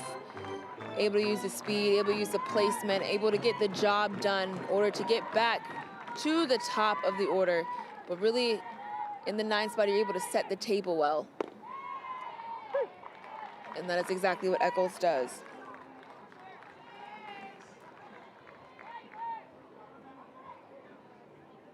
Said the glasses are newer. She likes them, she wears them to hit, wears them out in the field. I've not seen her utilize them on the mound yet. Opposite way out to left. Under it, making the snag, Maximiliana. 2 down.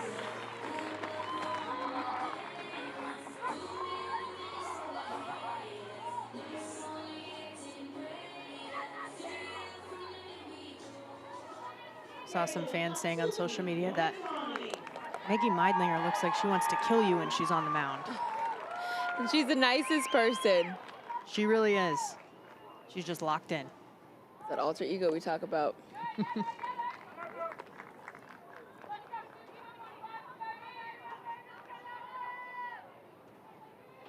Yeah.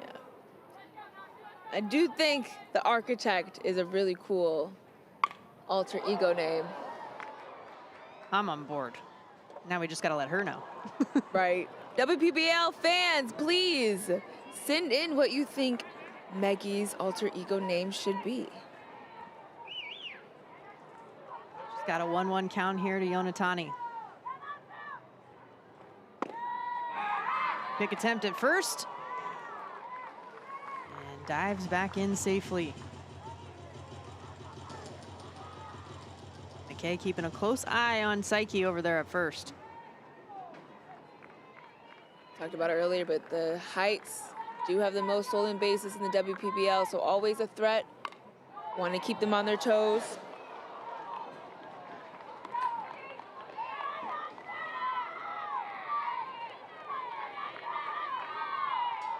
Yonatani with the RBI double last time. Another souvenir for a fan here at Robin Roberts.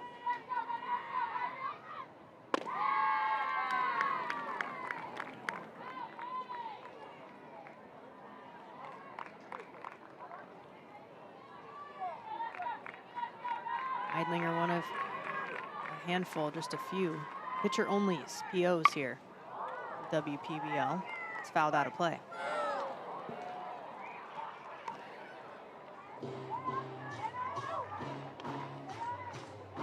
Big at bat for many reasons. Tying runs at the plate, Yonatani a productive hitter, and then Benitez awaits on deck.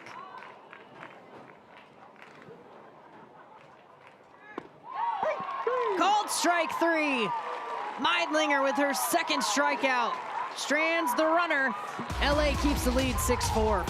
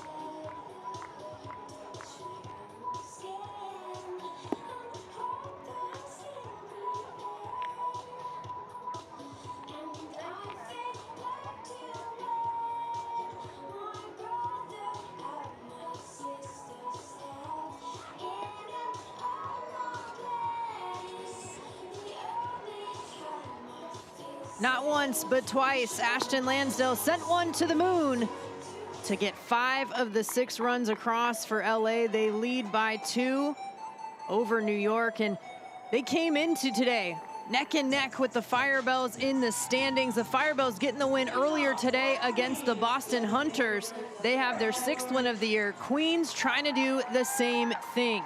A pennant race unfolding right before us.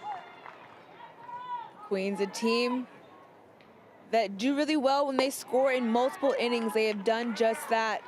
In order to get back to that top spot, they want to make sure they keep remaining consistent at the plate and then hold the Heights to the small innings. No big innings for the Heights coming up.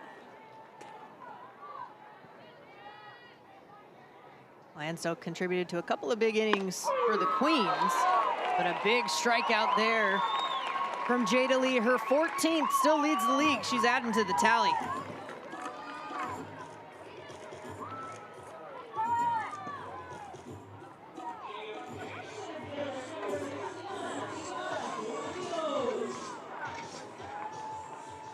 And Diana Ibarra, who took over in center field for Brittany Apgar.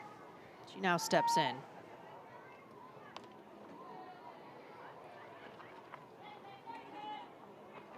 Former Height turned Queen on the first ever WPBL trade.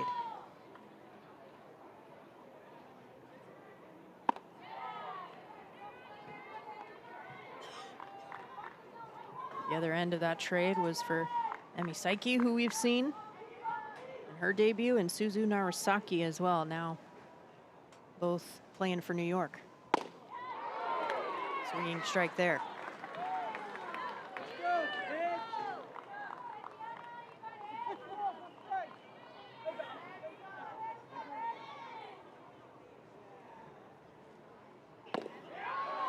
And another one.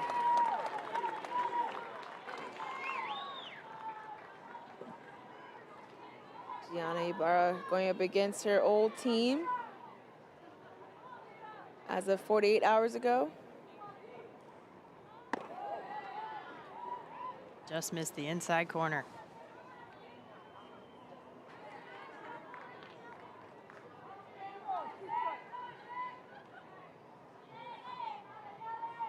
Full count. Out to right. On her horse, Yonatani makes it look easy. 2 up, 2 down for the Heights. She did make that ball look easy, and it was not. Had to sprint over to the line. That ball had some spin on it. It kept tailing over, and she kept running with it, able to catch up to it and make the catch.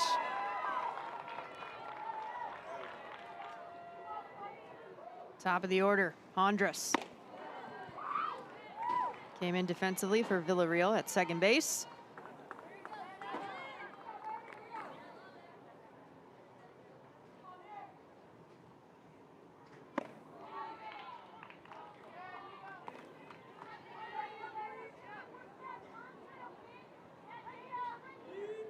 Andres had an RBI, a run scored, a walk, and a stolen base against the Firebells yesterday. Takes a strike there. 2 for 4 with the double and 4 RBIs. One of the heroes of the day in the comeback Queens opening night.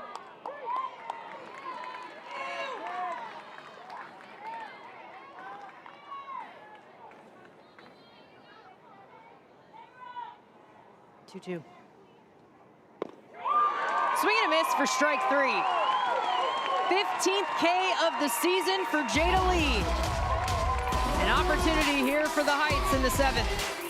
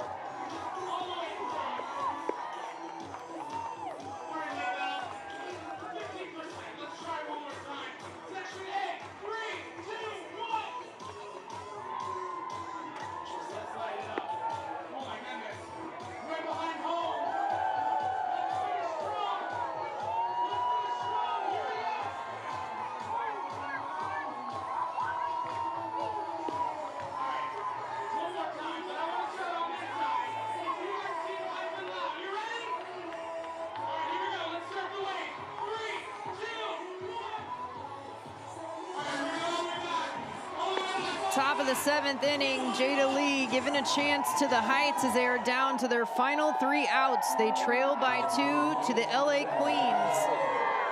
And the closer, Maggie Meidlinger, trying to close this one out once again. Just faced 1 above the minimum. Last inning in her first inning of work. A couple of strikeouts, both looking. Here's Danae Benitez. Lifts this one out to the outfield, and it'll bounce in front of the wall, left center. She'll take the long single, just a couple of feet away from home run number 9. I think most in the stadium tonight thought that that possibly was Danae's 9th home run. Saw a lot of people get up, but and I think Danae thought it was a home run as well. She tosses the bat, starts what would be a home run trot, but it did not go all the way. It went to the fence, just not over it. 3rd single of the night for the New York captain.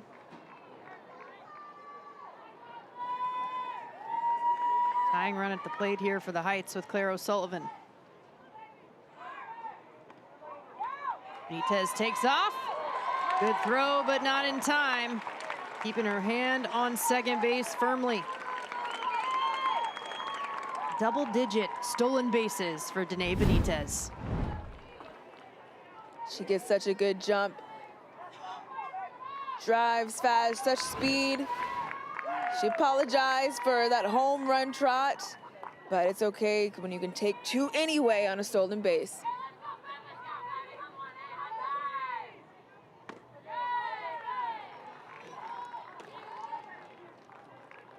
Ten stolen bases this year. 90 feet makes a difference when you're in scoring position. And a 2-0 count to O'Sullivan. She's 1 for 3.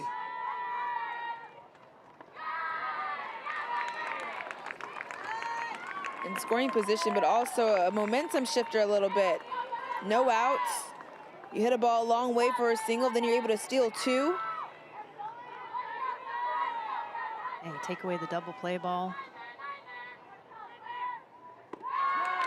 A 4-pitch walk to O'Sullivan. 2 on with nobody out. And Eric Young coming out to chat with his hurler.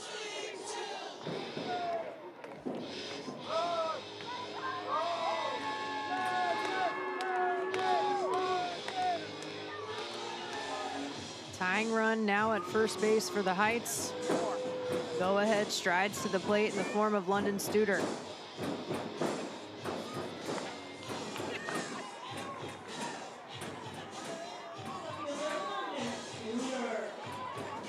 Rocky Henley, coaching third base. Studer's 0 for 2 with a walk today.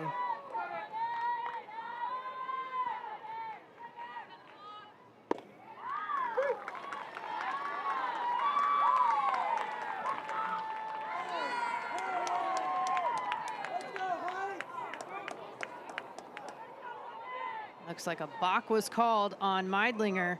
Both runners will advance, so now 2 in scoring position, including the tying run at second.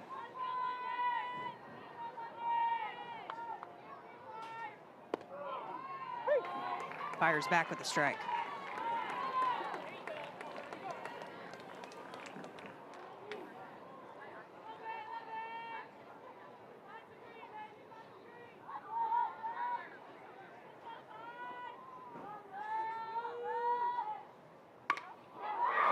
Line shot. Benitez just gets out of the way. So does Rocky Henley over there. She said she was ready.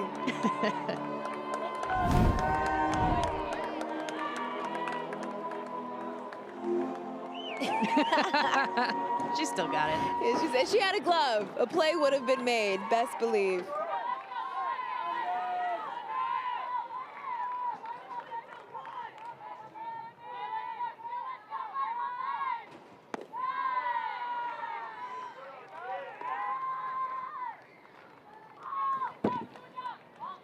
Still a pitcher's count here. Kylie Lawners awaits on deck.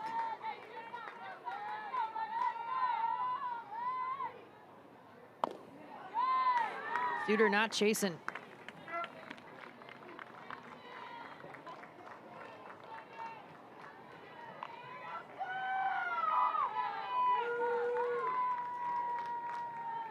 Studer came in today in the top 5 in hits for the Heights.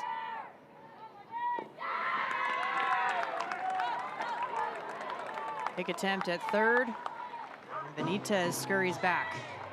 Not today, she said.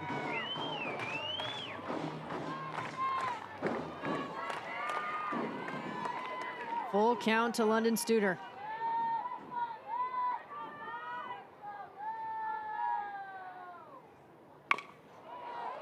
Chopped over to the left side.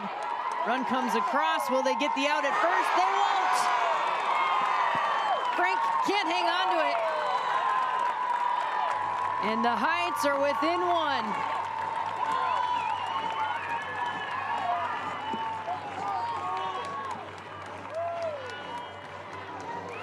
Studer doing a job getting bat on ball.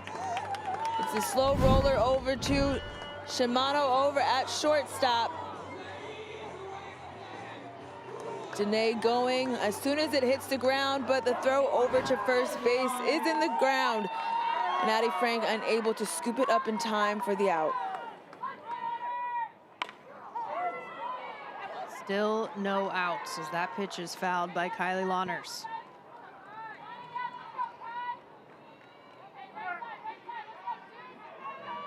Oh for 1 was walked and hit by a pitch.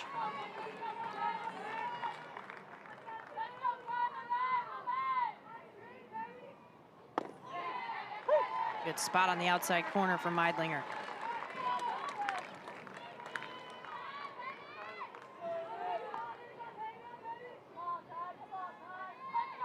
One-run ball game here in the 7th. Middle of the order for the Heights.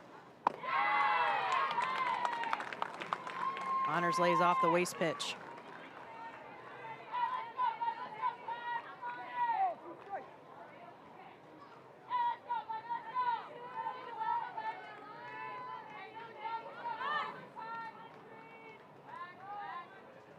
Saw Jada Lee ready in the dugout in case she has to go back. The bottom of the 7th out there on the mound. In the air, in the green, over towards left center. Making the grab and getting the throw in. Plenty of time for the sac fly, and Lawners ties it up in the 7th.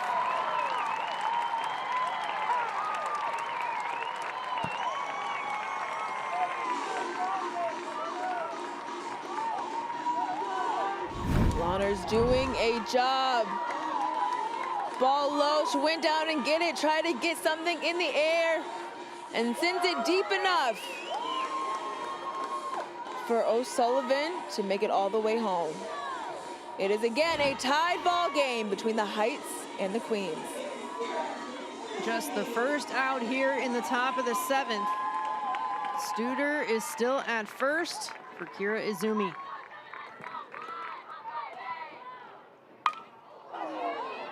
It's out of play. Izumi flew out to center to end the top of the 5th. Came in for the starter Zettelmoyer.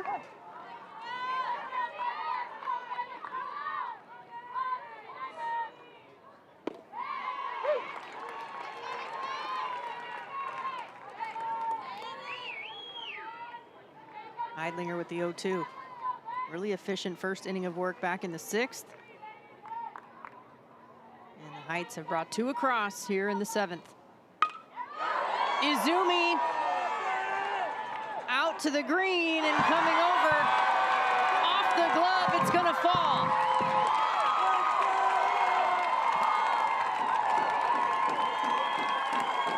The Heights continue their momentum. 2 aboard.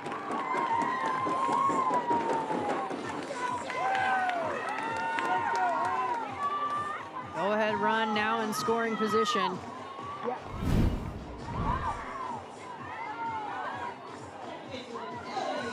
Not sure what happens there. Maximiliana had that ball in her glove. Seemed instead of maybe not watching all the way through, she tried to come down with it and just falls out. Bunt laid down to the right side. No one's at first. Nobody covering. Wow. Chamero making it happen with the small ball. She'll load the bases.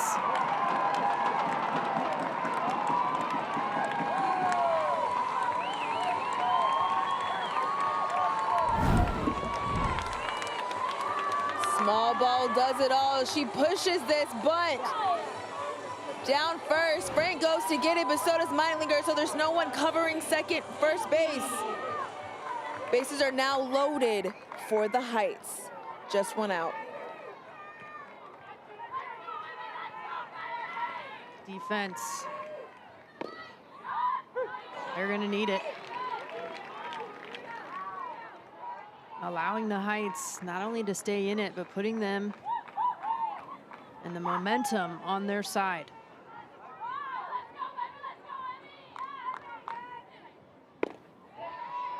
Psyche starts with an 0-2 count.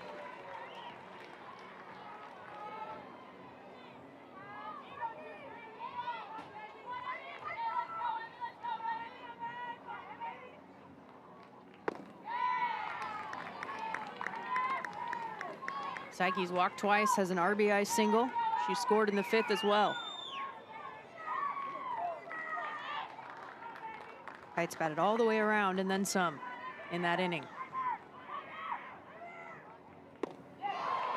Waves at it for strike 3. An important second out for Meidlinger. Yeah, that strikeout was huge for the Queens. 2 outs. If they can get out of this inning without another run scored, it's just a new ball game. They've been here before. They were here in the 1st. They were here in the middle of this game, and now they'd be here in the end. Tied ball game. Claire Eccles steps in 0 for 2 with the sack earlier. We'll take a strike. Should the inning extend, the top of the order awaits on deck. Jada Lee kept her team in it on the defensive end. Our teammates keeping a minute as that is grounded over to second. Force at second is complete, but the damage has been done. 2 across, we're all tied up. Bottom of the 7th, Queens up next.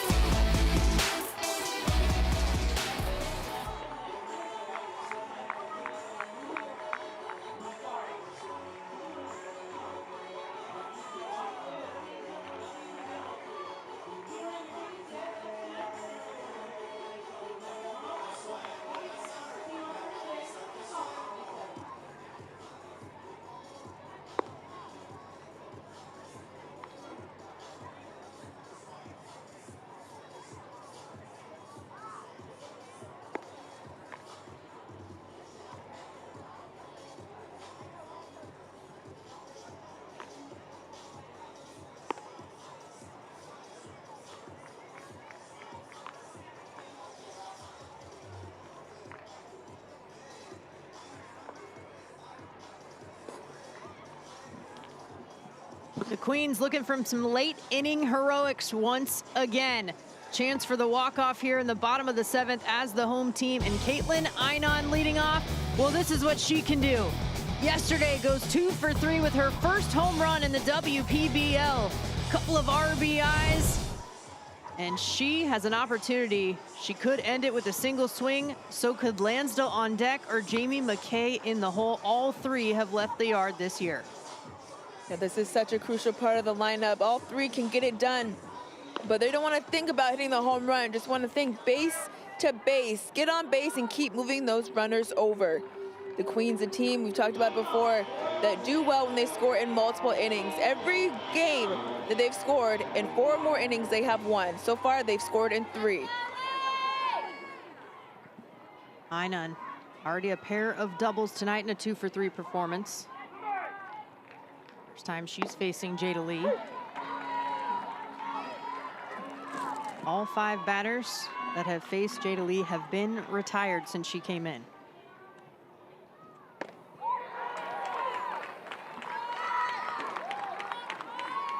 Jada Lee, one of those pitchers you call a flamethrower. She has a little bit higher velocity than some others here in the WPBL, so trying to make that adjustment at the plate, get your bat through the zone quicker.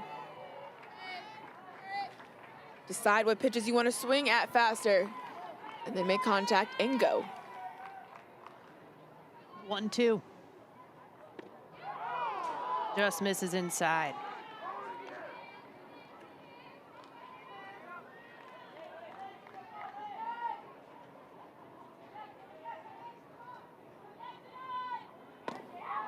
Another good take. Fills the count.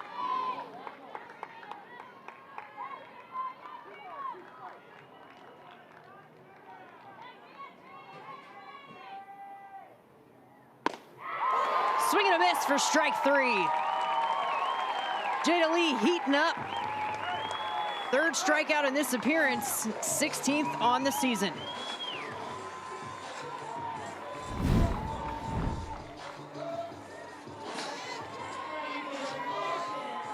Jada Lee just blows it by a swinging Einon, paints the outside part of the plate for strike 3. Ashton Lansdell has already left the yard twice today, 3 times this season. 3-run shot, 2-run shot, 5 RBIs. 5 of the 6 runs, thanks to her.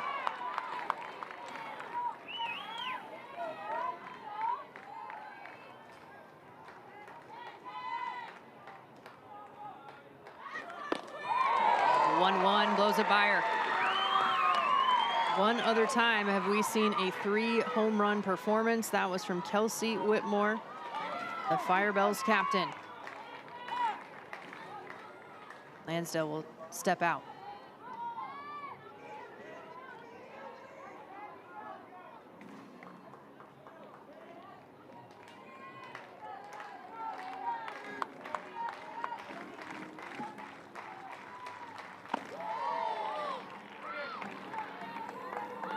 I feel like that was a veteran move by Lansdell to just take a second, not rush herself back into the box. Yeah, sometimes in these big moments where they feel the pressure, you try to move too fast. The game feels like it's sped up. And that paints the outside corner. Another one. Jada Lee's 4th strikeout. It is 3 straight. 2 down in the bottom of the 7th.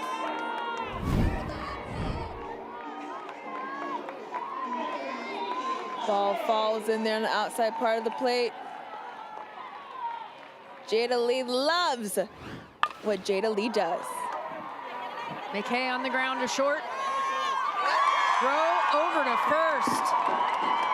Psyche to O'Sullivan, and free baseball coming up. To the 8th we go.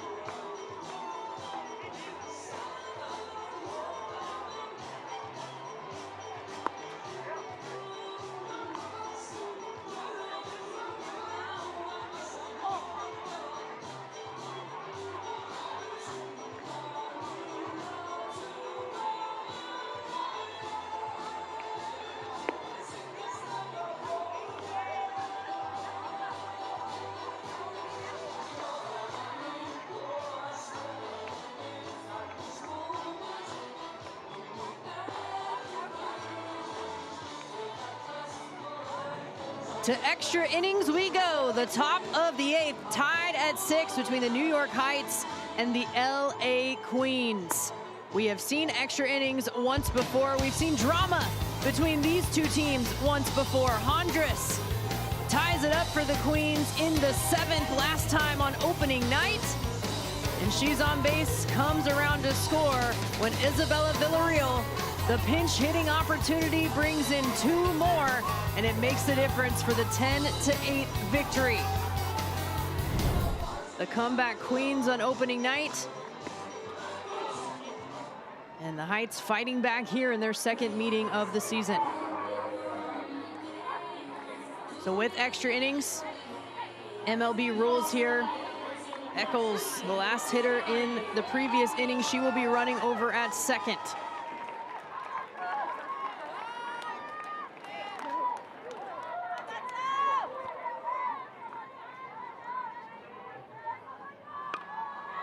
Laying down the bunt. Sacrifice is successful, and Eccles makes her way over to 3rd. Yonatani getting it done.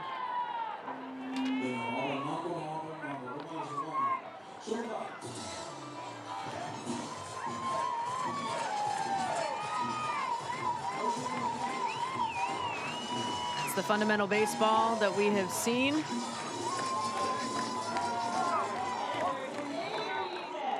Danae Benitez getting the intentional walk. Only the 2nd one that we've seen in the WPBL. The first was to Ashton Lansdell just about 24 hours ago.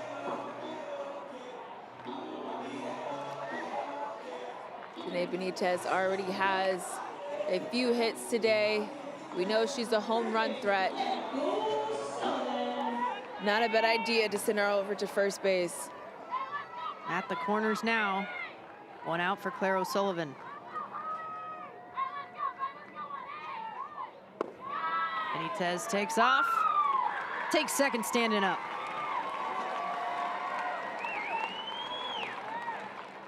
Go ahead run at 3rd. Another one for insurance potentially at 2nd.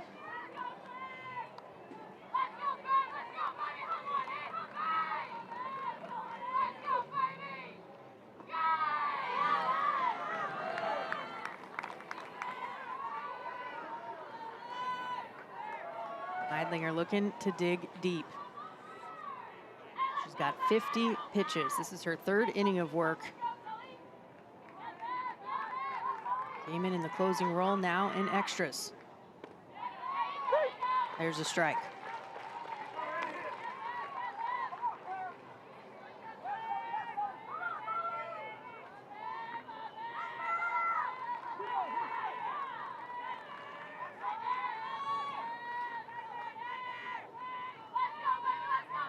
The 2-1. On the ground, through the 5-6 hole. O'Sullivan brings in the go-ahead as Eccles crosses the plate.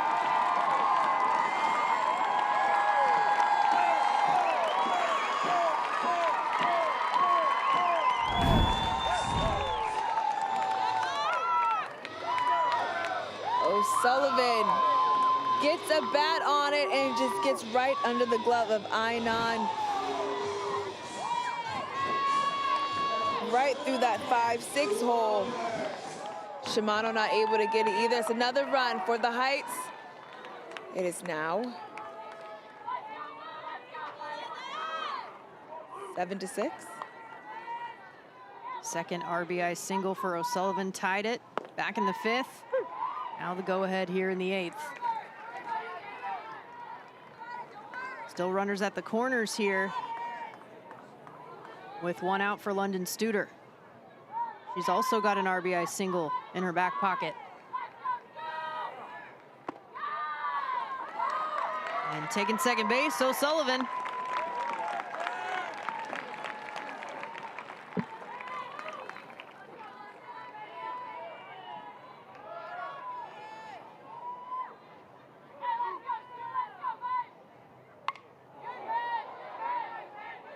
Fouled out of play. The Heights know what it's like to be on the other end against the Queens, but they have played in the only other extra inning ball game in the league. Got the win 7-6 over the Hunters back on August 9th. Soft grounder to left side. Getting the out at first, and they do it. But another one comes across. Benitez comes in to score. Heights up by 2.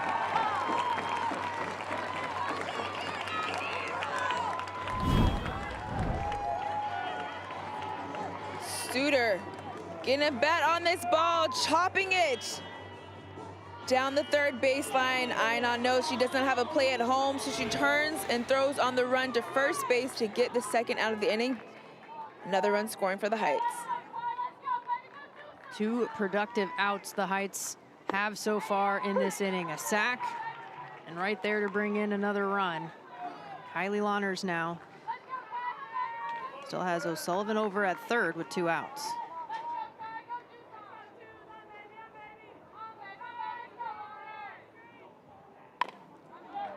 Over to third base again. On the run, making the throw. Ainan will do it.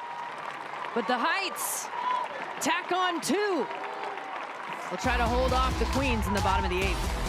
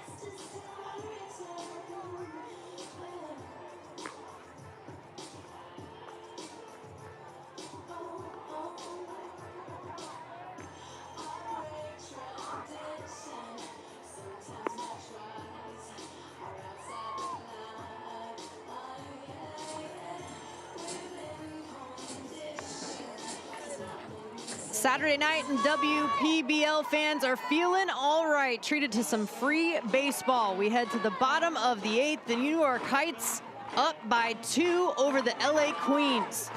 Queens looking to walk it off.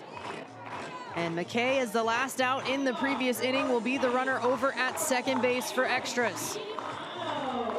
Jada Lee has been humming. 8 straight that she has retired. 5, 6, 7, starting with Shimano. Line drive, 5-6 hole. Aggressiveness. And the Queens are not done yet.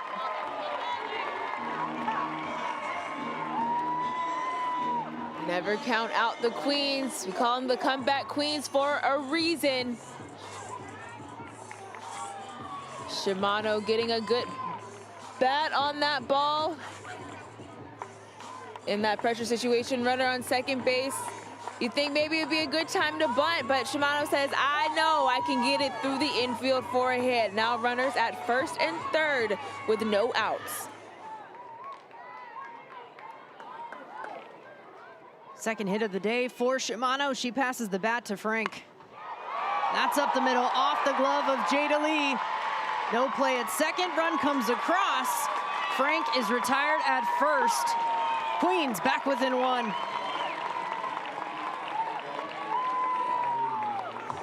Addie Frank aggressive up at the plate. First pitch she swings. She drives up the middle, but Jada Lee able to get a glove on it quickly to stop the momentum. order for the play to be made at first base. The Queens strike back. One away, Shimano at second for Maximiliana. Takes a strike. She's looking for her first hit of the day. What a time it would be to get it.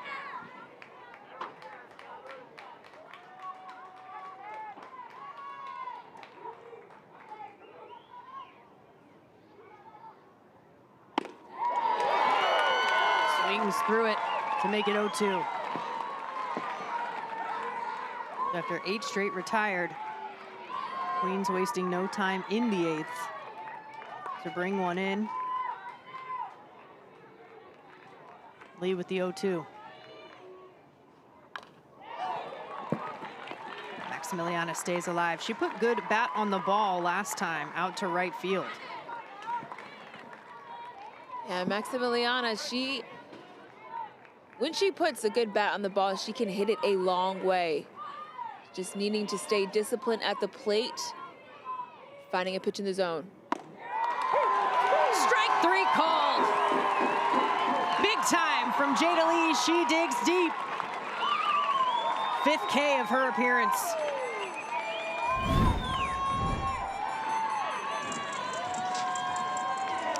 That pitch just falls into the zone.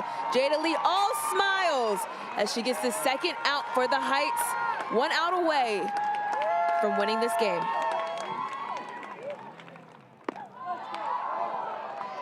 Standing between the Heights and victory, Sarah Edwards. 2 for 3, had an RBI single in the 4th.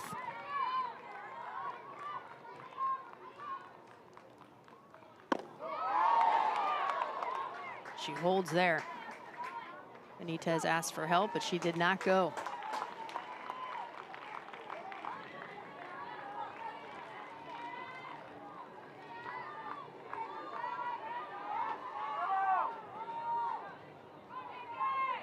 Two-0 pitch.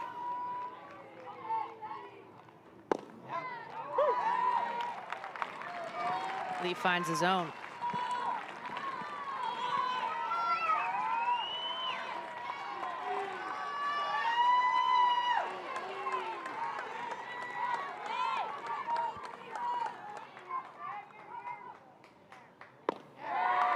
Does it again.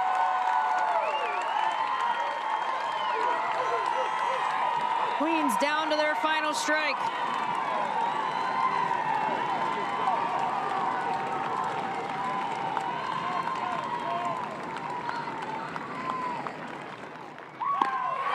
And they'll get it. Jada Lee, ice in her veins. 6th strikeout of the day to end it.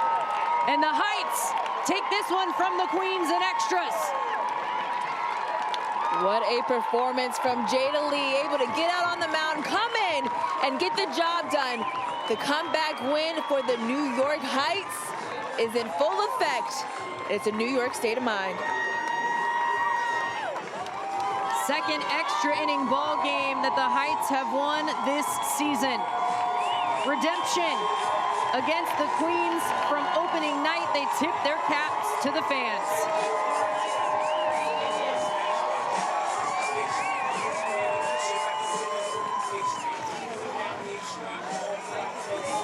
Rocky Henley all smiles with her squad.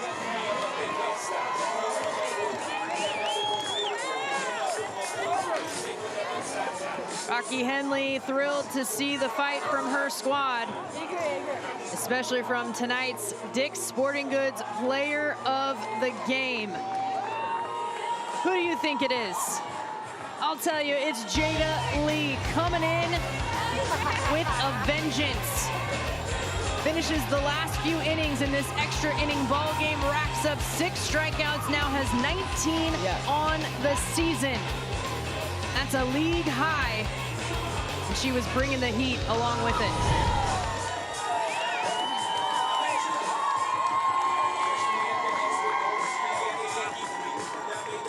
And tonight's Capelli Sport Play of the Game, this comes on the offensive side. Claire O'Sullivan tied it in the 5th, and then in the 8th, helps the Heights get ahead once again. Coming in the clutch.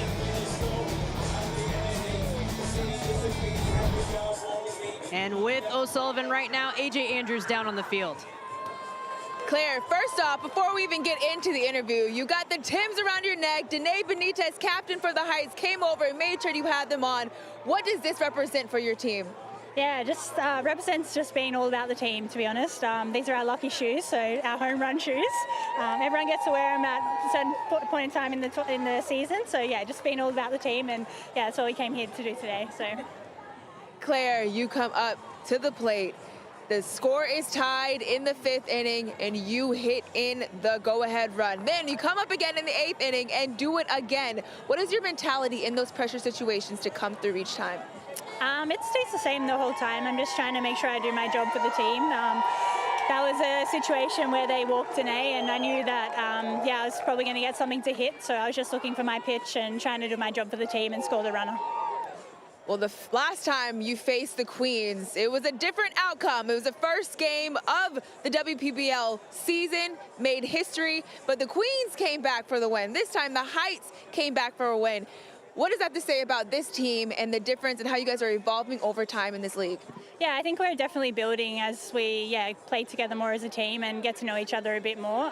We're trying to get better every game, and I think we're definitely picked up in the last week, and it's really cool to see the team come together, and the coaching staff get to know the players, and hopefully keep going from here. Okay, for the Heights, that is 3 straight wins. What does the Heights need to do in order to make it 4, 5, 6, and keep this energy and momentum rolling throughout the rest of the season? Yeah, I think we just need to keep competing as a team. We've got so many pieces in this team, so many arms to throw, so many great infielders and outfielders out there. It's really cool to see us come together. We just need to keep competing pitch by pitch and make sure we get better as the season goes on, and keep rolling into finals. Last thing, what do you have to say about your reliever, Jada Lee, coming in and mowing them down the last few innings to hold the Queens to the run so that the Heights can stay ahead and come out with the win? Yeah, Jada, that was super impressive from her. Like, such a young pitcher with so far to go in this game, and it's a privilege to play with her. But that situation doesn't happen without Jada. We don't get into that position without her at all. So really cool to see her go out and deal tonight. Throwing some serious heat, that's for sure. Claire, you look good in those Timbs. We got to see you put them on next time, okay? They're a bit small for me, but... Hey, New York, Claire needs some Timbs.